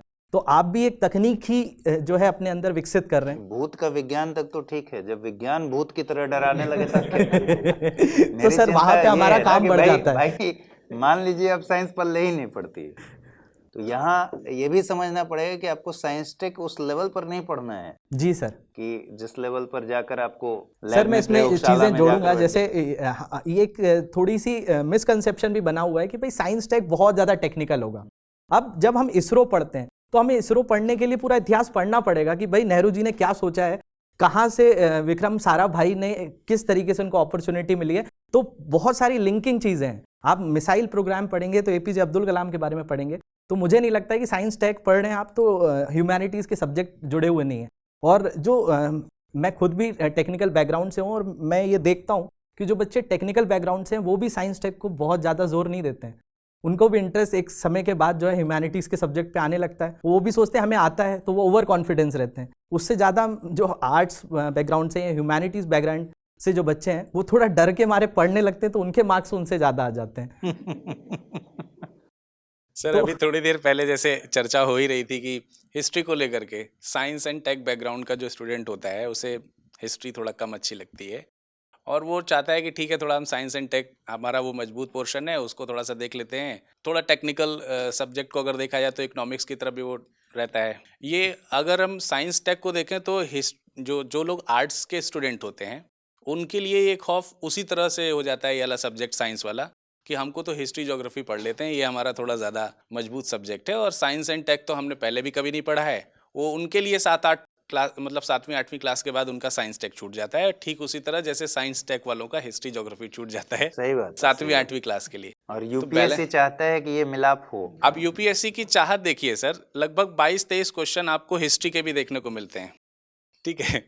और जब हम साइंस टेक की बात करते हैं तो वो भी 15 से 18 के बीच में रख रहा है। तो आप ये नहीं कह सकते हैं कि एक सब्जेक्ट को मतलब हम इस बैकग्राउंड के हैं भाई हम तो इसमें मजबूती कर लेंगे और उस वाले टॉपिक को छोड़ देंगे क्योंकि हमने तो 8वीं क्लास के बाद पढ़ा नहीं है, फिर वो चाहे टेक्निकल बैकग्राउंड से हो या नॉन टेक बैकग्राउंड से हो।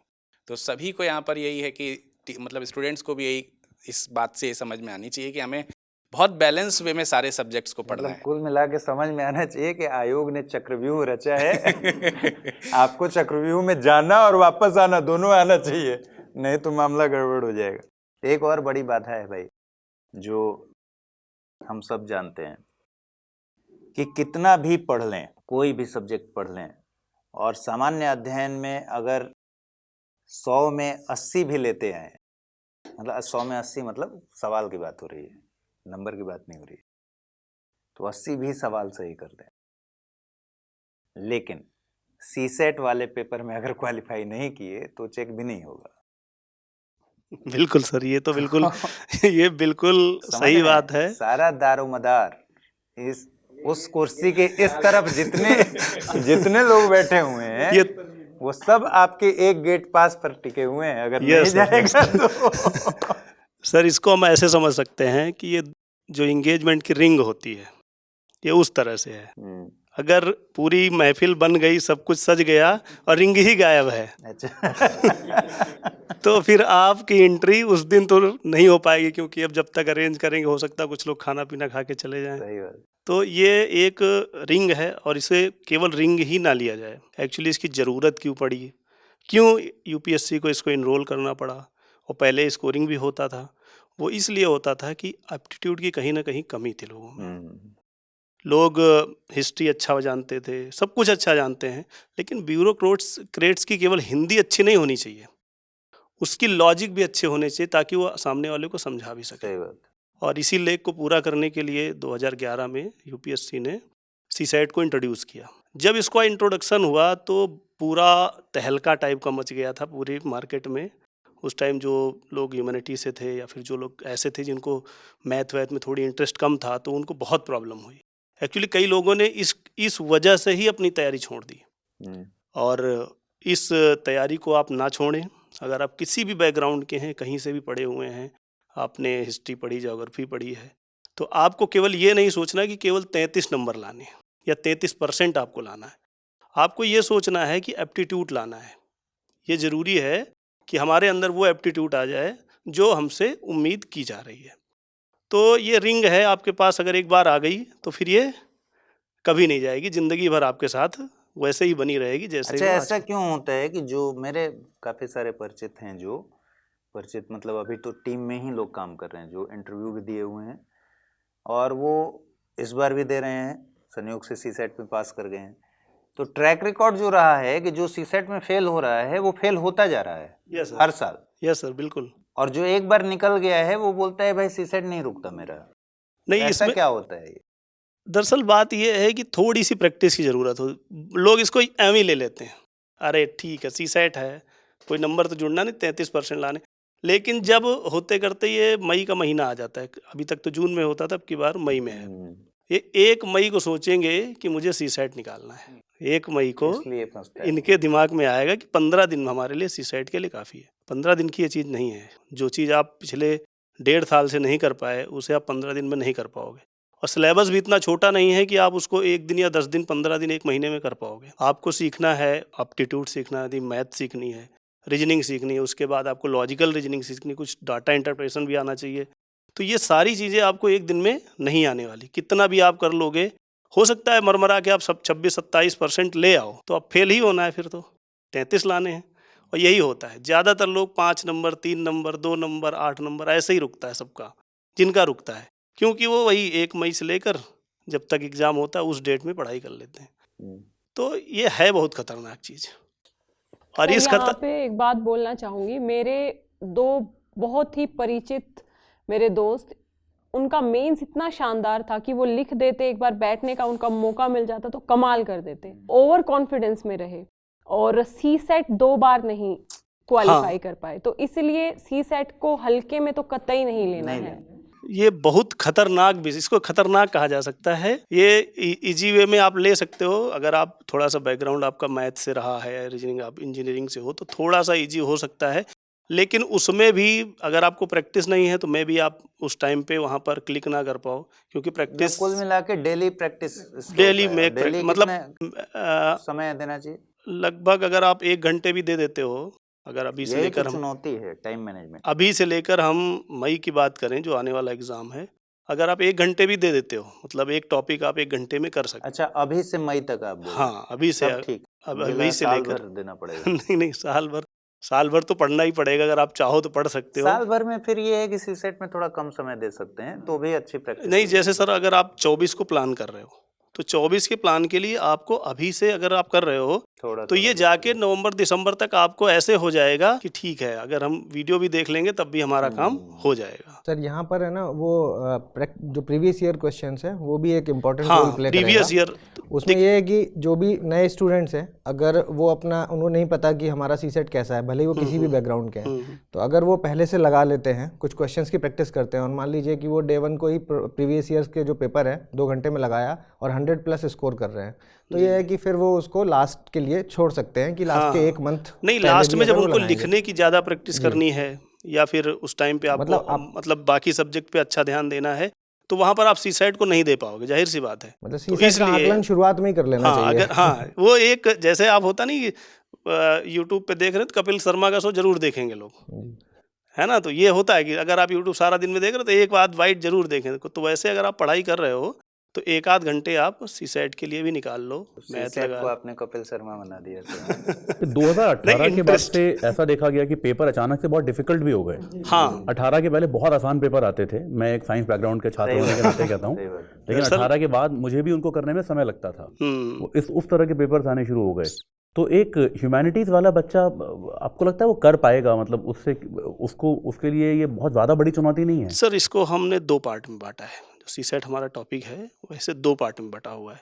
एक तो है मैथ रीजनिंग का पार्ट जो कि लगभग 50 to 60% अपना कवर कर लेता है, और दूसरा बचता है जो आपका एनालिसिस वाला पार्ट है जो लॉजिकल रीजनिंग के थ्रू आता है, वो दूसरा है। तो जो लॉजिकल रीजनिंग वाला पार्ट है उसमें इन्होंने अभी जीएस वीएस या फिर कॉन्सेप्ट को इंट्रोड्यूस करना शुरू कर दिया है, लेकिन जो बाकी 60% है वो तो अपने हाथ में है ना। उसमें हम किसी से कुछ पूछने नहीं जाना है कि अगर हमें मैथ आती है तो हम कर ले जाएंगे। और ये देखा गया है कि पिछले 5 से 7 साल का जो पैटर्न रहा है मैथ रीजनिंग का लगभग सेम ही रहा है, और टॉपिक भी इतने टफ नहीं होते कि आपको बहुत रॉकेट साइंस लगानी है, ईजिली होते हैं अगर आप थोड़ा सा कॉन्सेप्ट पे काम कर लोगे।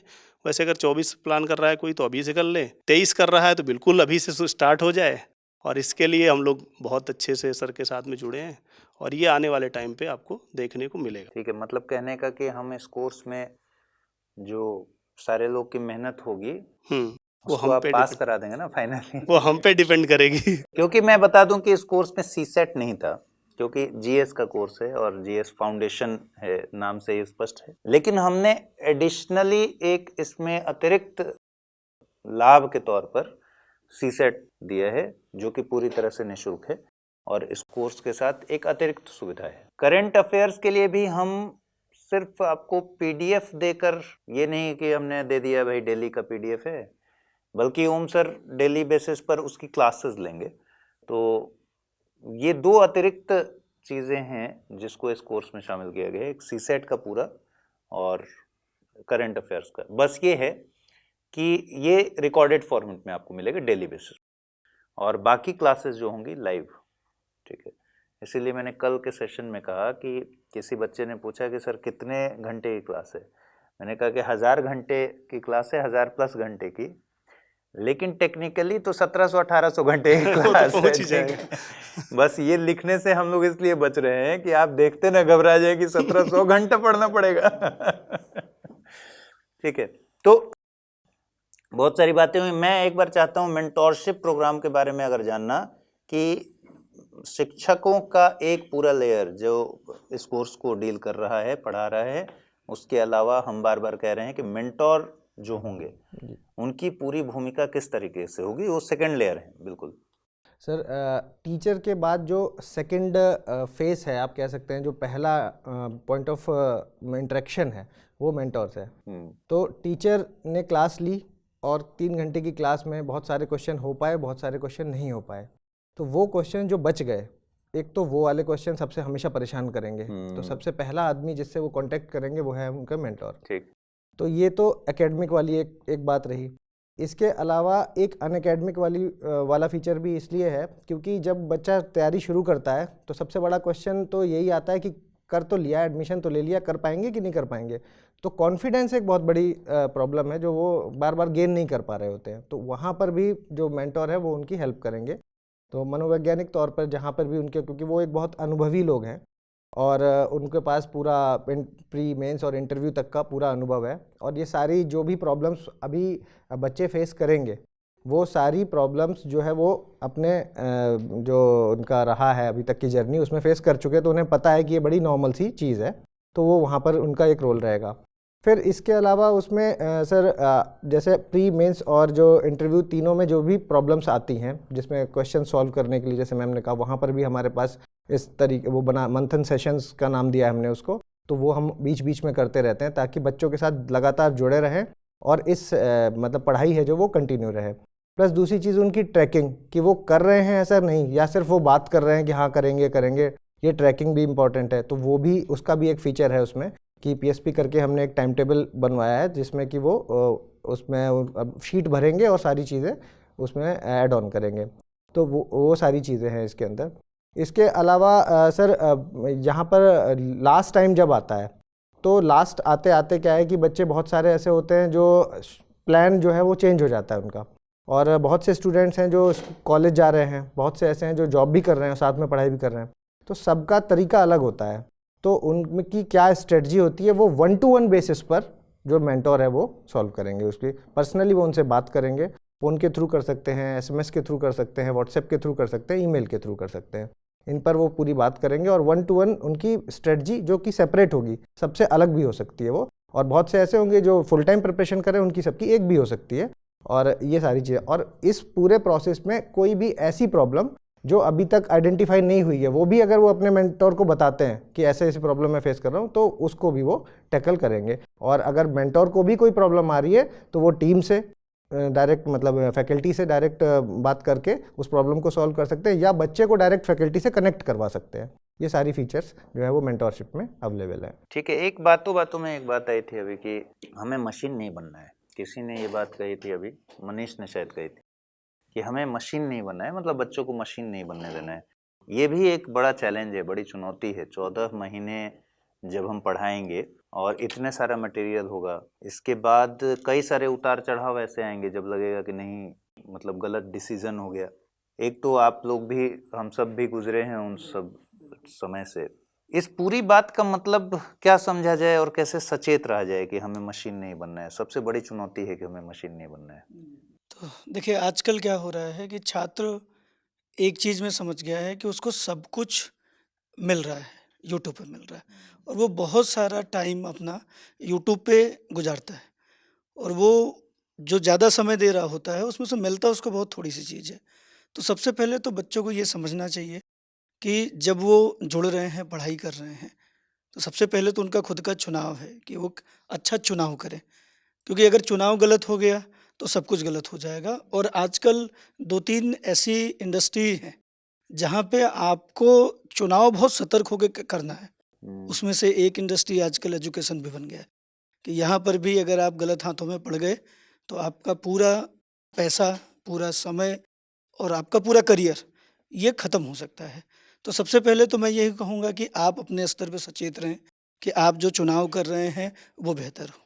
हमारे स्तर से जो हम लोग करते हैं कि हम लोग क्लास में केवल और केवल सिलेबस नहीं पढ़ा रहे होते, बल्कि क्लास में जो स्टूडेंट्स है उसके भीतर प्रयास करते हैं कि उसका एक खुद का व्यक्तित्व जगे। क्योंकि जब तक आप खुद में नहीं जाओगे, जब तक आप अपने को नहीं समझोगे कि आप कौन हो और आपको करना क्या चाहिए, तब तक तो आप मशीन ही बन रहे हो। और मैं बार बार स्टूडेंट को समझाता हूँ कि आप अपनी नज़र अपने पे रखो, अपना कंपटीशन अपने पे रखो, आप पड़ोसी को मत देखो, और पड़ोसी को देखोगे तो आप परेशान होगे। तो सबसे पहले अपना एक स्तर बनाओ आप, फिर उसको स्तर बनाने के बाद, स्तर का मतलब है कि आप अच्छा पढ़ो, अच्छी समझ विकसित करो, एक बार पूरा सिलेबस जो है वो आप पूरा कर लो, उसके बाद आप अपना कंपटीशन फिर दूसरों से देखो, फिर आप टेस्ट सीरीज ले लो, आप टेस्ट सीरीज लगाओ, प्रीवियस ईयर क्वेश्चन को आप अपने से पहले कर लो। तो ये बहुत सारी चीज़ें हैं जिसमें हमें बचना है कि हमें केवल लोगों को ही नहीं सुनना है, हमें खुद भी करना है। और मैं तो हमेशा बार बार कहता हूँ कि शिक्षक आपको एक स्तर तक ले जा सकता है। इस परीक्षा में भी हम आपको प्री से लेके साक्षात्कार के गेट तक ले जा सकते हैं, लेकिन उसके बाद आपके हिस्से का साक्षात्कार हम नहीं दे रहे, ये आपको ही करना है। तो जो आखिरी पंच है, जो आखिरी छलांग है, ये आपको ही लगानी है। तो जितना विश्वास हम अपने ऊपर आपको दिला रहे हैं, उससे ज़्यादा विश्वास मेरा रहता है कि आप अपने ऊपर भी करो कि केवल शिक्षक के चीज़ें देने से नहीं होगा। अगर हम अपने हिस्से का नहीं करेंगे तो किसी भी परिस्थिति में हमारा सिलेक्शन तो नहीं होगा, परिणाम तो नहीं होगा। तो छलांग हम नहीं लगाएंगे। हम छलांग कब लगाना है, कहाँ से लगाना है, वहाँ तक ले जाएंगे, लेकिन उसके बाद करना आपको है। इसलिए अगर आप अपने पे विश्वास नहीं करते, आपका अपना आत्मविश्वास नहीं होगा तो आप कर नहीं पाएंगे। इसलिए पूरी कक्षा के दौरान हमारा प्रयास रहता है कि जितना हम उनको पढ़ा रहे हैं उतना ही हम उनके अंदर एक आत्मविश्वास भी पैदा करें कि इन सारी चीज़ों को आप हमसे भी बेहतर ढंग से अभिव्यक्त कर सकते हो। तो व्यक्तित्व, वास्तव में व्यक्तित्व का जो है व्यक्तित्व बनाने का प्रयास हम लोगों का होता है, मशीन बनाने का नहीं। और बार बार एक शब्द आता है आज के समय में, बच्चे उन चीज़ों को, पंक्चुअलिटी। तो वो पंक्चुअलिटी को क्या समझते हैं कि टाइम पे हम जो हमने डिसाइड कर लिया अपना टाइम टेबल कि 7 बजे उठेंगे, 8 बजे ये पढ़ेंगे, 9 बजे ये फॉलो हो पाएगा? संभव ही नहीं है। मेरा तो जीवन भर किसी का नहीं, वो हो किसी का नहीं पाएगा। और जिसका हो गया हमें लगता है कि वो आदमी रह नहीं गया। हमारे साथ हम लोगों की तैयारी के दौरान एक ऐसे व्यक्ति मिले हम लोगों को जो ऐसे ही करते थे। और मान लीजिए गलती से आंख लग गई और उसके बाद वाला टाइम जो नित्य क्रिया का है, फिर अगर वो टाइम बीत गया तो फिर वो काम भी बीत गया। अब सोचो पूरा दिन वो अपना टाइम टेबल फॉलो करते हुए कैसे करेंगे? तो ये बहुत बड़ी चीज़ है कि आपको मशीन नहीं बनना है। पंक्चुअलिटी का मतलब है, जैसे आपने ये तय किया, हम लोगों ने तय किया कि 13 महीने में ये कोर्स हम कंप्लीट करेंगे। अब इसमें ये कोई गारंटी नहीं ले सकता कि 13 महीने में जिस दिन जिसकी क्लास है वो उस दिन क्लास ले ही पाए। ये ना स्टूडेंट कर सकता है ना टीचर कर सकता है, स्वास्थ्य है, बाकी चीज़ें हैं। लेकिन ये बात कमिटेड है कि हम कैसे भी करके 13 महीने में आपका जो कोर्स है वो कंप्लीट कर देंगे। तो पंक्चुअलिटी ये है कि पॉलिटी अगर मुझे 1.5 महीने में करना है तो मैं 1.5 महीने में पॉलिटी ख़त्म कर दूंगा। पॉलिटी मतलब परिणाम इस चीज़ की। ऐसे ही आपने अगर परिणाम के लिए 2-3 साल आपने लिया तो उस 2-3 साल में आप परिणाम दे लो, ये आपकी पंक्चुअलिटी है। लेकिन आप घंटा अगर गिनेंगे, कैलकुलेशन करेंगे तो असली समय आपका जो गुणात्मक जो आपके लिए है वो तो कैलकुलेशन में चला जा रहा है। तो मशीन बनने से थोड़ा सा छात्रों को बचना है। और ये पूरा प्रयास रहेगा हम लोगों का कि भाई व्यक्ति बनो। बाकी तो भीड़ तो सब बन ही रहे हैं, पीठ के पीछे लग के चल ही रहे हैं। तो व्यक्ति बनने का प्रयास करिए, सिविल सेवक तो आप ऐसे ही बन जाएंगे। बिल्कुल। ये अभी इन्होंने एक अच्छी बात कही जिसमें से मैं पूछना चाहता हूँ, कितने लोगों ने, हम में से कितने लोगों ने, बच्चों से तो हम पूछते ही रहते हैं, हम में से कितने लोगों ने रूटीन बनाया है जीवन में? सब बनाया, 7 बजे बनाया तो हर सबने, फॉलो नहीं हुआ। और कितने लोगों ने फॉलो किया? बनाने के 1 दिन बाद तक फॉलो किया। 2-3 दिन तक होता नहीं, था। मेरा 1 दिन का रिकॉर्ड है हमेशा। बनाने के 1 दिन बाद तक फॉलो हुआ है, सेकंड डे से नहीं हुआ। मुकुल, आपने लग रहा है किया है? नहीं सर, मैंने भी नहीं कर पाया। मैं भी सर, इसीलिए कहा जाता है कि सिविल सर्वेंट की जो ट्रेनिंग होती है वो सिर्फ लबासना में शुरू नहीं होती है सर। जिस दिन से आपने सोच लिया कि मेरे को एक सिविल सर्वेंट बनना है, उसी दिन से आपको चीज़ों को मैनेज करना शुरू करना पड़ेगा। आप बार बार हम लोग बात करते हैं इस एग्जाम में कि टाइम मैनेजमेंट कैसे आएगा। सर, ये ऐसी प्रक्रिया नहीं है कि आप 1 दिन में सीख जाओ इसको। ये प्रक्रिया समय के साथ आएगी। जैसे जैसे आपका कोर्स, जैसे जैसे आपका बैच आगे चलता जाएगा, आपको समझ में आने लगेगा कि कौन सी चीज़ बहुत इंपॉर्टेंट है और कौन सी चीज़ इंपॉर्टेंट नहीं है, किस चीज़ को हमें छोड़ना है, किस चीज़ को हमको पकड़ के लगना है। इसीलिए बार बार ये कहा जाता है कि लबासना में ट्रेनिंग शुरू नहीं होती है। ट्रेनिंग उसी दिन से आपकी शुरू हो गई जिस दिन आपने मन बना लिया कि हाँ, मेरे को ये एग्जाम देना है। अब वो क्रैक होगा या नहीं होगा ये आपकी मेहनत पे डिपेंड करता है और लक पे डिपेंड करता है, लेकिन आपकी ट्रेनिंग उस दिन से शुरू हो जाती है। सही बात है। ठीक है, इसमें एक छोटी सी चीज़ मैं ऐड करना चाहता हूँ कि मैंने अक्सर ऐसा देखा है, ये मेरा विचार है, वो लोग इससे असहमत हो सकते हैं, कि बच्चे तैयारी करने से ज़्यादा तैयारी करने के बारे में सोचने में समय गुजारते हैं। तैयारी करने की तैयारी करते हैं। तो मतलब होता क्या है कि ये कि हाँ, मुझे यूपीएससी की तैयारी करनी है, इस सोच विचार में उनका बहुत ज़्यादा वक्त जाता है। तो जो मेरी एक हमेशा सलाह होती है, जो बच्चे मेरे से पढ़ते हैं उनको हमेशा मैं सलाह देता हूँ कि हैव अ नॉर्मल लाइफ।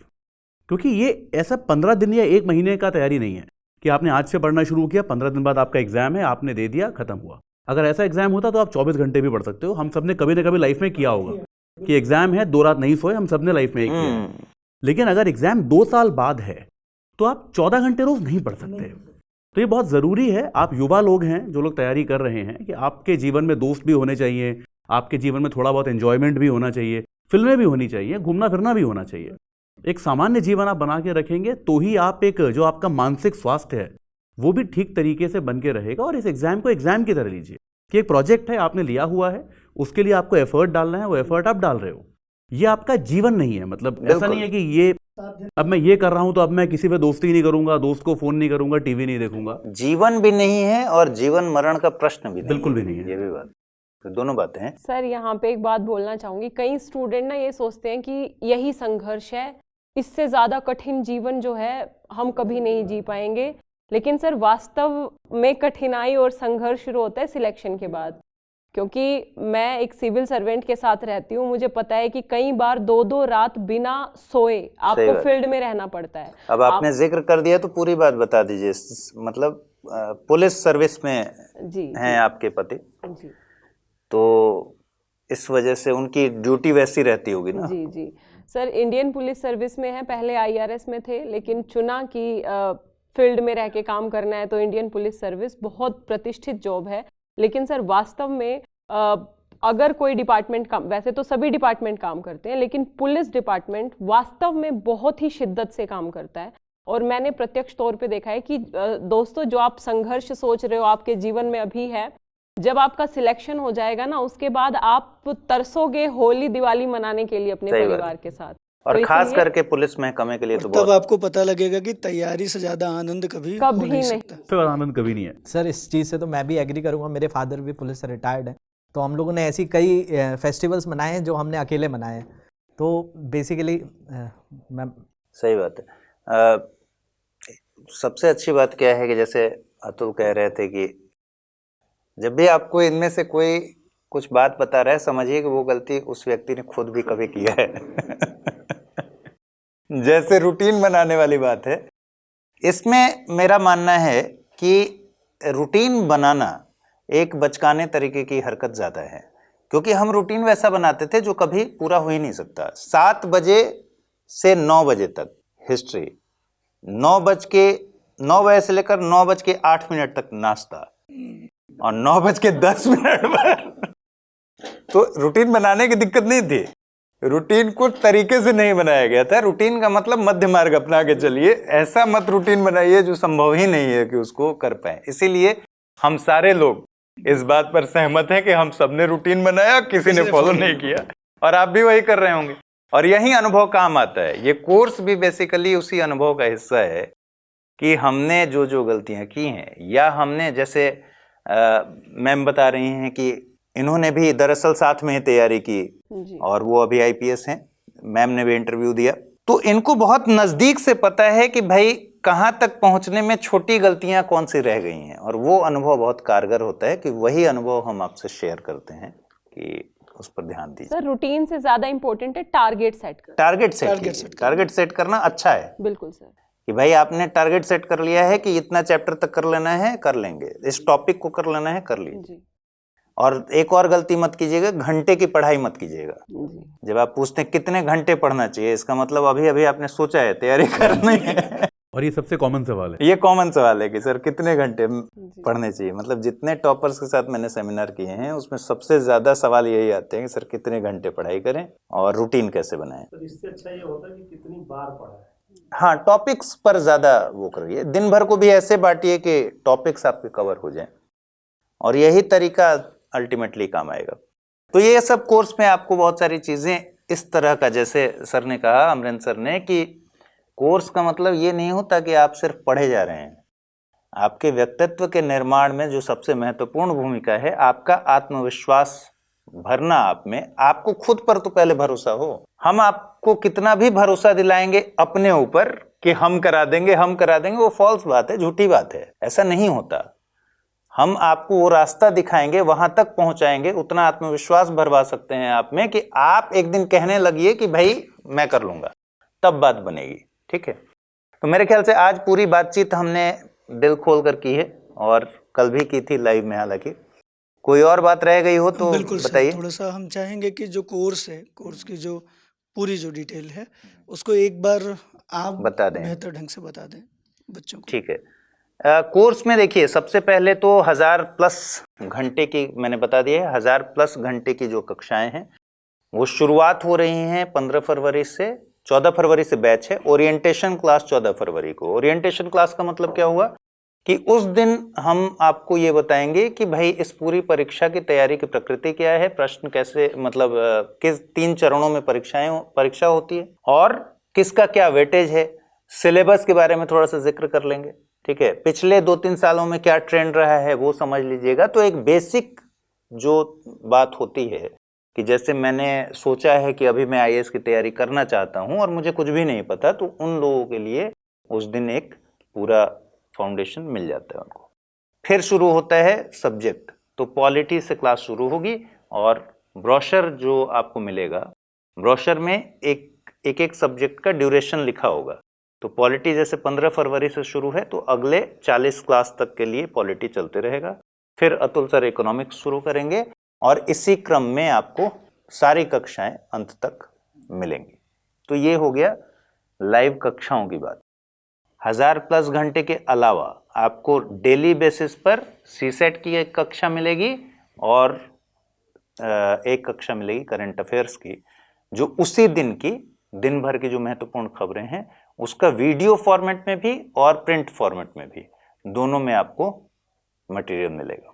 ये एक बात हुई। लेकिन तैयारी सिर्फ इसी से मुकम्मल नहीं होती, इसलिए इसके साथ बहुत सारे और सहयोग की जरूरत होती है। जैसे जब टीचर ने आपको पढ़ाया, जैसे अमरेंद्र सर ने शुरू किया पॉलिटी पढ़ाया, उसके साथ एक पीपीटी जो ये इस्तेमाल कर रहे होंगे पढ़ाने के लिए, लेकिन उसमें पूरी बात नहीं होती पीपीटी में, तो उसके लिए एक और नोट्स रहता है। इसमें पूरा नोट्स रहता है, वो नोट्स भी मिल जाएगा। ये पीपीटी इसलिए हम लोग दे देते हैं कि रिकॉल बहुत अच्छे से हो जाता है क्योंकि आपने उसी पर पढ़ा है, तो ये पीपीटी भी आपको मिल जाएगी। लेकिन सबसे महत्वपूर्ण बात, सबसे अच्छा फीचर है, आप देखिएगा कि हैंड रिटन नोट्स मिलेगा आपको। जो आप क्लास में जैसे नोट्स बनाते हैं, तो अभी तो आप सीख रहे हैं कि नोट्स कैसे बनाएं, आप पूछ रहे हैं कि नोट्स कैसे बनाएं। ये जो नोट्स बना रहा है व्यक्ति, ये इंटरव्यू दिया हुआ व्यक्ति है, तो इस व्यक्ति को ठीक से पता है कि नोट्स में डायग्राम्स कैसे बना दें ताकि आप उसका इस्तेमाल एग्जाम में कर पाएं। तो जब आप आंसर राइटिंग करेंगे, उत्तर लेखन करेंगे, तो ये नोट्स की प्रक्रिया जो आपको मिलेगी नोट्स, इससे आप बहुत कुछ सीख पाएंगे, ठीक है। ये जो नोट्स बन रहा है ये हमारी क्लास के दौरान ही बनाए जाएंगे। क्लास के दौरान ही बनाए जाएंगे। उसी क्लास का नोट्स होगा हैंड रिटन नोट्स। आप जिस समय क्लास ले रहे होंगे उसी समय वो हमारी टीम के जो मेंबर हैं वही क्लास कर रहे होंगे और उसी के आधार पर नोट्स बनाएंगे। तो आपको ये भी समझ आएगा कि क्लास नोट्स बनाना कैसे चाहिए, ठीक है। तो ये बहुत ही मतलब शानदार फीचर है। इसके अलावा फिर मेंटोरशिप, जैसा कि ओम सर ने बताया, मेंटोरशिप में 2 लेवल पर मेंटोरशिप है। पहला मेंटोरशिप का लेवल यह है कि 1-to-1 जिसको बोलते हैं, कि आपको एक मेंटोर अलॉट किया गया है, उनसे आपकी बातचीत हो रही है, आपको जो भी डाउट है वो तुरंत अपने मेंटोर को बताइएगा और 24 घंटे के भीतर वो आपकी समस्या का समाधान कर देंगे। समस्या अगर ऐसी हुई कि बिना शिक्षक को, टीचर को बीच में ले आए नहीं किया जा सकता पूरा, तो वही संपर्क करेंगे, आपको कुछ नहीं करना है। वो संपर्क, मान लीजिए अतुल सर ने कुछ ऐसा पढ़ाया जिसमें आपको डाउट हो गया और आपने अपने मेंटोर से कहा कि भाई मुझे इसमें समस्या है, उनके समझाने से बात नहीं समझ में आ रही है, आप चाहते हैं कि मैं इस विषय पर अतुल सर से डायरेक्ट पूछना चाहता हूं, तो वो आपको कांटेक्ट करा देंगे अतुल सर से और उसमें आप पूछेंगे। तरीका 2 हो सकता है, या तो हो सकता है कि अतुल सर उस समय फ्री हों तो उसी समय बात हो जाए, लेकिन मे बी कि आपको अगली क्लास में अतुल सर को बता दिया जाए कि इस नाम से जो स्टूडेंट हैं इनकी क्वेरी को लेना है प्रायोरिटी पर, तो वो सबसे पहले उसको ले लेंगे। एक तरीका ये हो गया। तो 1-to-1 मेंटोरशिप में ये हो गया एकेडमिक बात। इसके अलावा भी आपको एग्जाम देना चाहिए, नहीं देना चाहिए, आपको लग रहा है कि सर इस बार ड्रॉप कर देना चाहिए, तो इस तरह की बातें भी आपसे मेंटोर्स डिस्कस करेंगे और उसमें सही मार्गदर्शन और निर्णय आपको करेंगे। फिर आंसर राइटिंग, जब मेंटोर, समझिए कि एक, अगर मैं गलत नहीं कह रहा हूं, मेंटोर एक मतलब सेंटर पॉइंट है। जैसे उत्तर लेखन आपने किया, वहां भी आपको डाउट हो सकता है, फिर मेंटोर ही काम आएंगे, है ना। तो एक ये तरीका हो गया। इसके बाद एक लेवल पर और मेंटोरशिप होती है जिसको बोलते हैं ग्रुप मेंटोरशिप। ग्रुप मेंटोरशिप में जैसे अनिल स्वरूप सर के साथ जो आईएएस हैं और भूतपूर्व कोयला सचिव और एजुकेशन शिक्षा सचिव रहे हैं, 1981 बैच के आईएएस हैं, उनका सिलेक्शन 1 साल पहले आईपीएस में हुआ था और 1 ही साल बाद फिर वो आईएएस हो गए और बहुत नामी व्यक्तित्व हैं। गूगल कीजिएगा, आपको विकिपीडिया पर मिल जाएंगे। तो उनसे मैंने कई बार जो सेशन किया है आपने देखा भी होगा, वही ज्ञानवाणी सेशन है। तो ज्ञानवाणी सेशन हो गया ग्रुप मेंटोरशिप, ठीक है, और वो हर हफ्ते हम कराते हैं। उनकी जगह ये भी हो सकता है कि कोई ऐसे व्यक्ति जो सफल हैं, जैसे अभी राघवेंद्र जी हैं, आईपीएस हैं ऑलरेडी, तो वो हमारे साथ अटैच्ड हैं इस भूमिका में, ठीक है। तो इस तरह से हम ग्रुप मेंटोरशिप का कार्यक्रम चलाएंगे। सर कोर्स का ड्यूरेशन हम लोग जो 13 महीने कह रहे हैं, जब आप ये बैच लेते हैं तो ये असल में उसका ड्यूरेशन 24 महीने का होता है। हाँ, वो 13 महीने का नहीं है, 13 महीने कोर्स खत्म करने की बात जी। है, लेकिन वो 13 से 14 मानिए, 13 जी। महीने एग्जैक्ट नहीं है, हाँ, वो मान के चलिए कि 14 महीने तक जा सकता है। लेकिन वैधता कोर्स की वैलिडिटी कितनी है, वो है 2 साल 24 महीने। 24 महीने में जो वीडियोस, जैसे मान लीजिए आपने 13 महीने तक जो वीडियोस देखे हैं, वो सारे वीडियो आपके लाइब्रेरी में रहेंगे। आप जिसको भी देखना चाहें कई बार देख सकते हैं, उसमें कोई असीमित बार देख सकते हैं, उसमें कोई समस्या नहीं है, ठीक है। इसके अलावा फीचर में सर उत्तर लेखन, हाँ, उत्तर लेखन की चेकिंग जो एवेल्युएशन वाला पार्ट है, हाँ, इवैल्यूएशन वो बहुत महत्वपूर्ण पार्ट है। वही जो हम लोग डिस्कस कर रहे थे कि भाई सब कोई कहता है आंसर लिखिए, आंसर लिखिए, लिखें कैसे? अच्छा, एक और समस्या, लिखें तो चेक किससे कराएं? लिख के रखते जाएं या चेक भी कराएं? रिमार्क्स कैसे मिले? सर हमारे जो ऐप है और हमारा प्रोग्राम है, उसकी सबसे बड़ी विशेषता यही है कि मेंटर्स हैं आपके पास। हाँ। आप अगर शुरुआत भी कर रहे हो और आपने बिल्कुल बेसिक आंसर भी लिखा है, तो भी मेंटर चेक करेंगे, आपकी कमियां बताएंगे और आपको सुझाव बताएंगे कि आप बेहतर कैसे लिख सकते हो। तो क्रमबद्ध तौर पे आप जब 40-50 आंसर लिख लोगे तो स्वाभाविक है आप सीख जाओगे। और इसके लिए भी टीम अलग है, मेंटर्स तो हैं ही।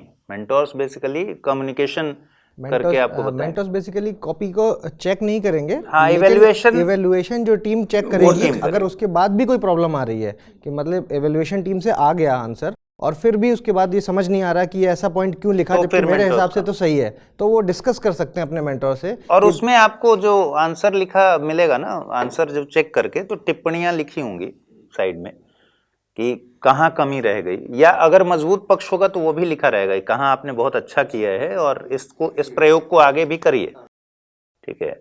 तो ये सारी चीजें भी आपको मिलेंगी। दूसरा, प्रीलिम्स की तैयारी। तो प्रीलिम्स की एक तो टेस्ट सीरीज है, टेस्ट सीरीज के जरिए भी आपकी तैयारी मजबूत होगी, लेकिन असली बात वो नहीं है। असली बात यह है कि डेली बेसिस पर, अभी जैसे अतुल सर क्लास ले रहे हैं, मेरे ख्याल से आप पर तो पूरा बच्चे सिनॉप्सिस लिख के भेजते हैं आंसर का काफी लंबा कमेंट में।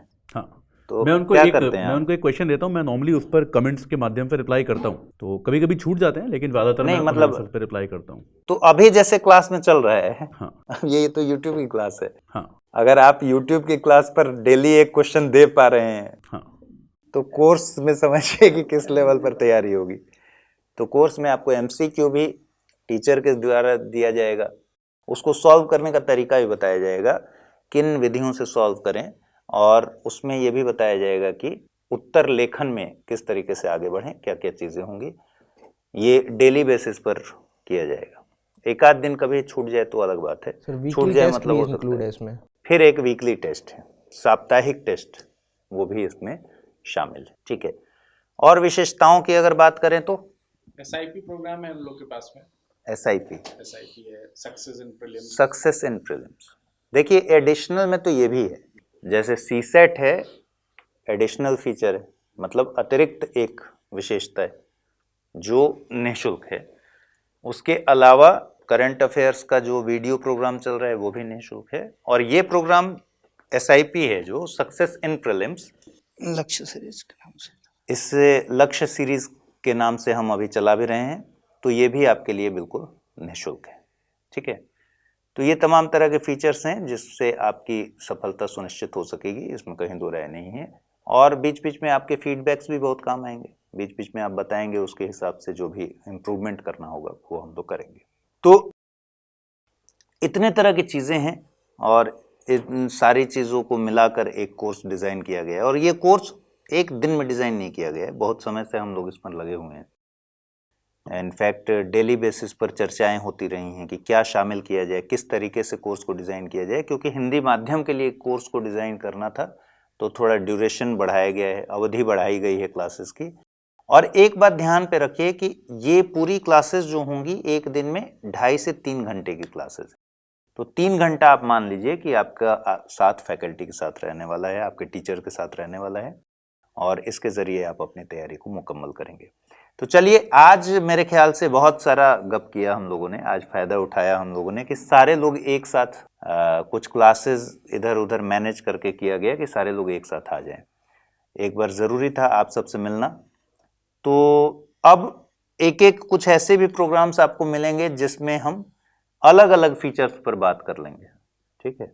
तो बहुत शुक्रिया, आप सभी का बहुत शुक्रिया, आप सभी का बहुत शुक्रिया, और आप सबका भी बहुत शुक्रिया। जल्दी ही हम लोग मिलेंगे किसी और वीडियो में। अपना ख्याल रखिए। नमस्कार।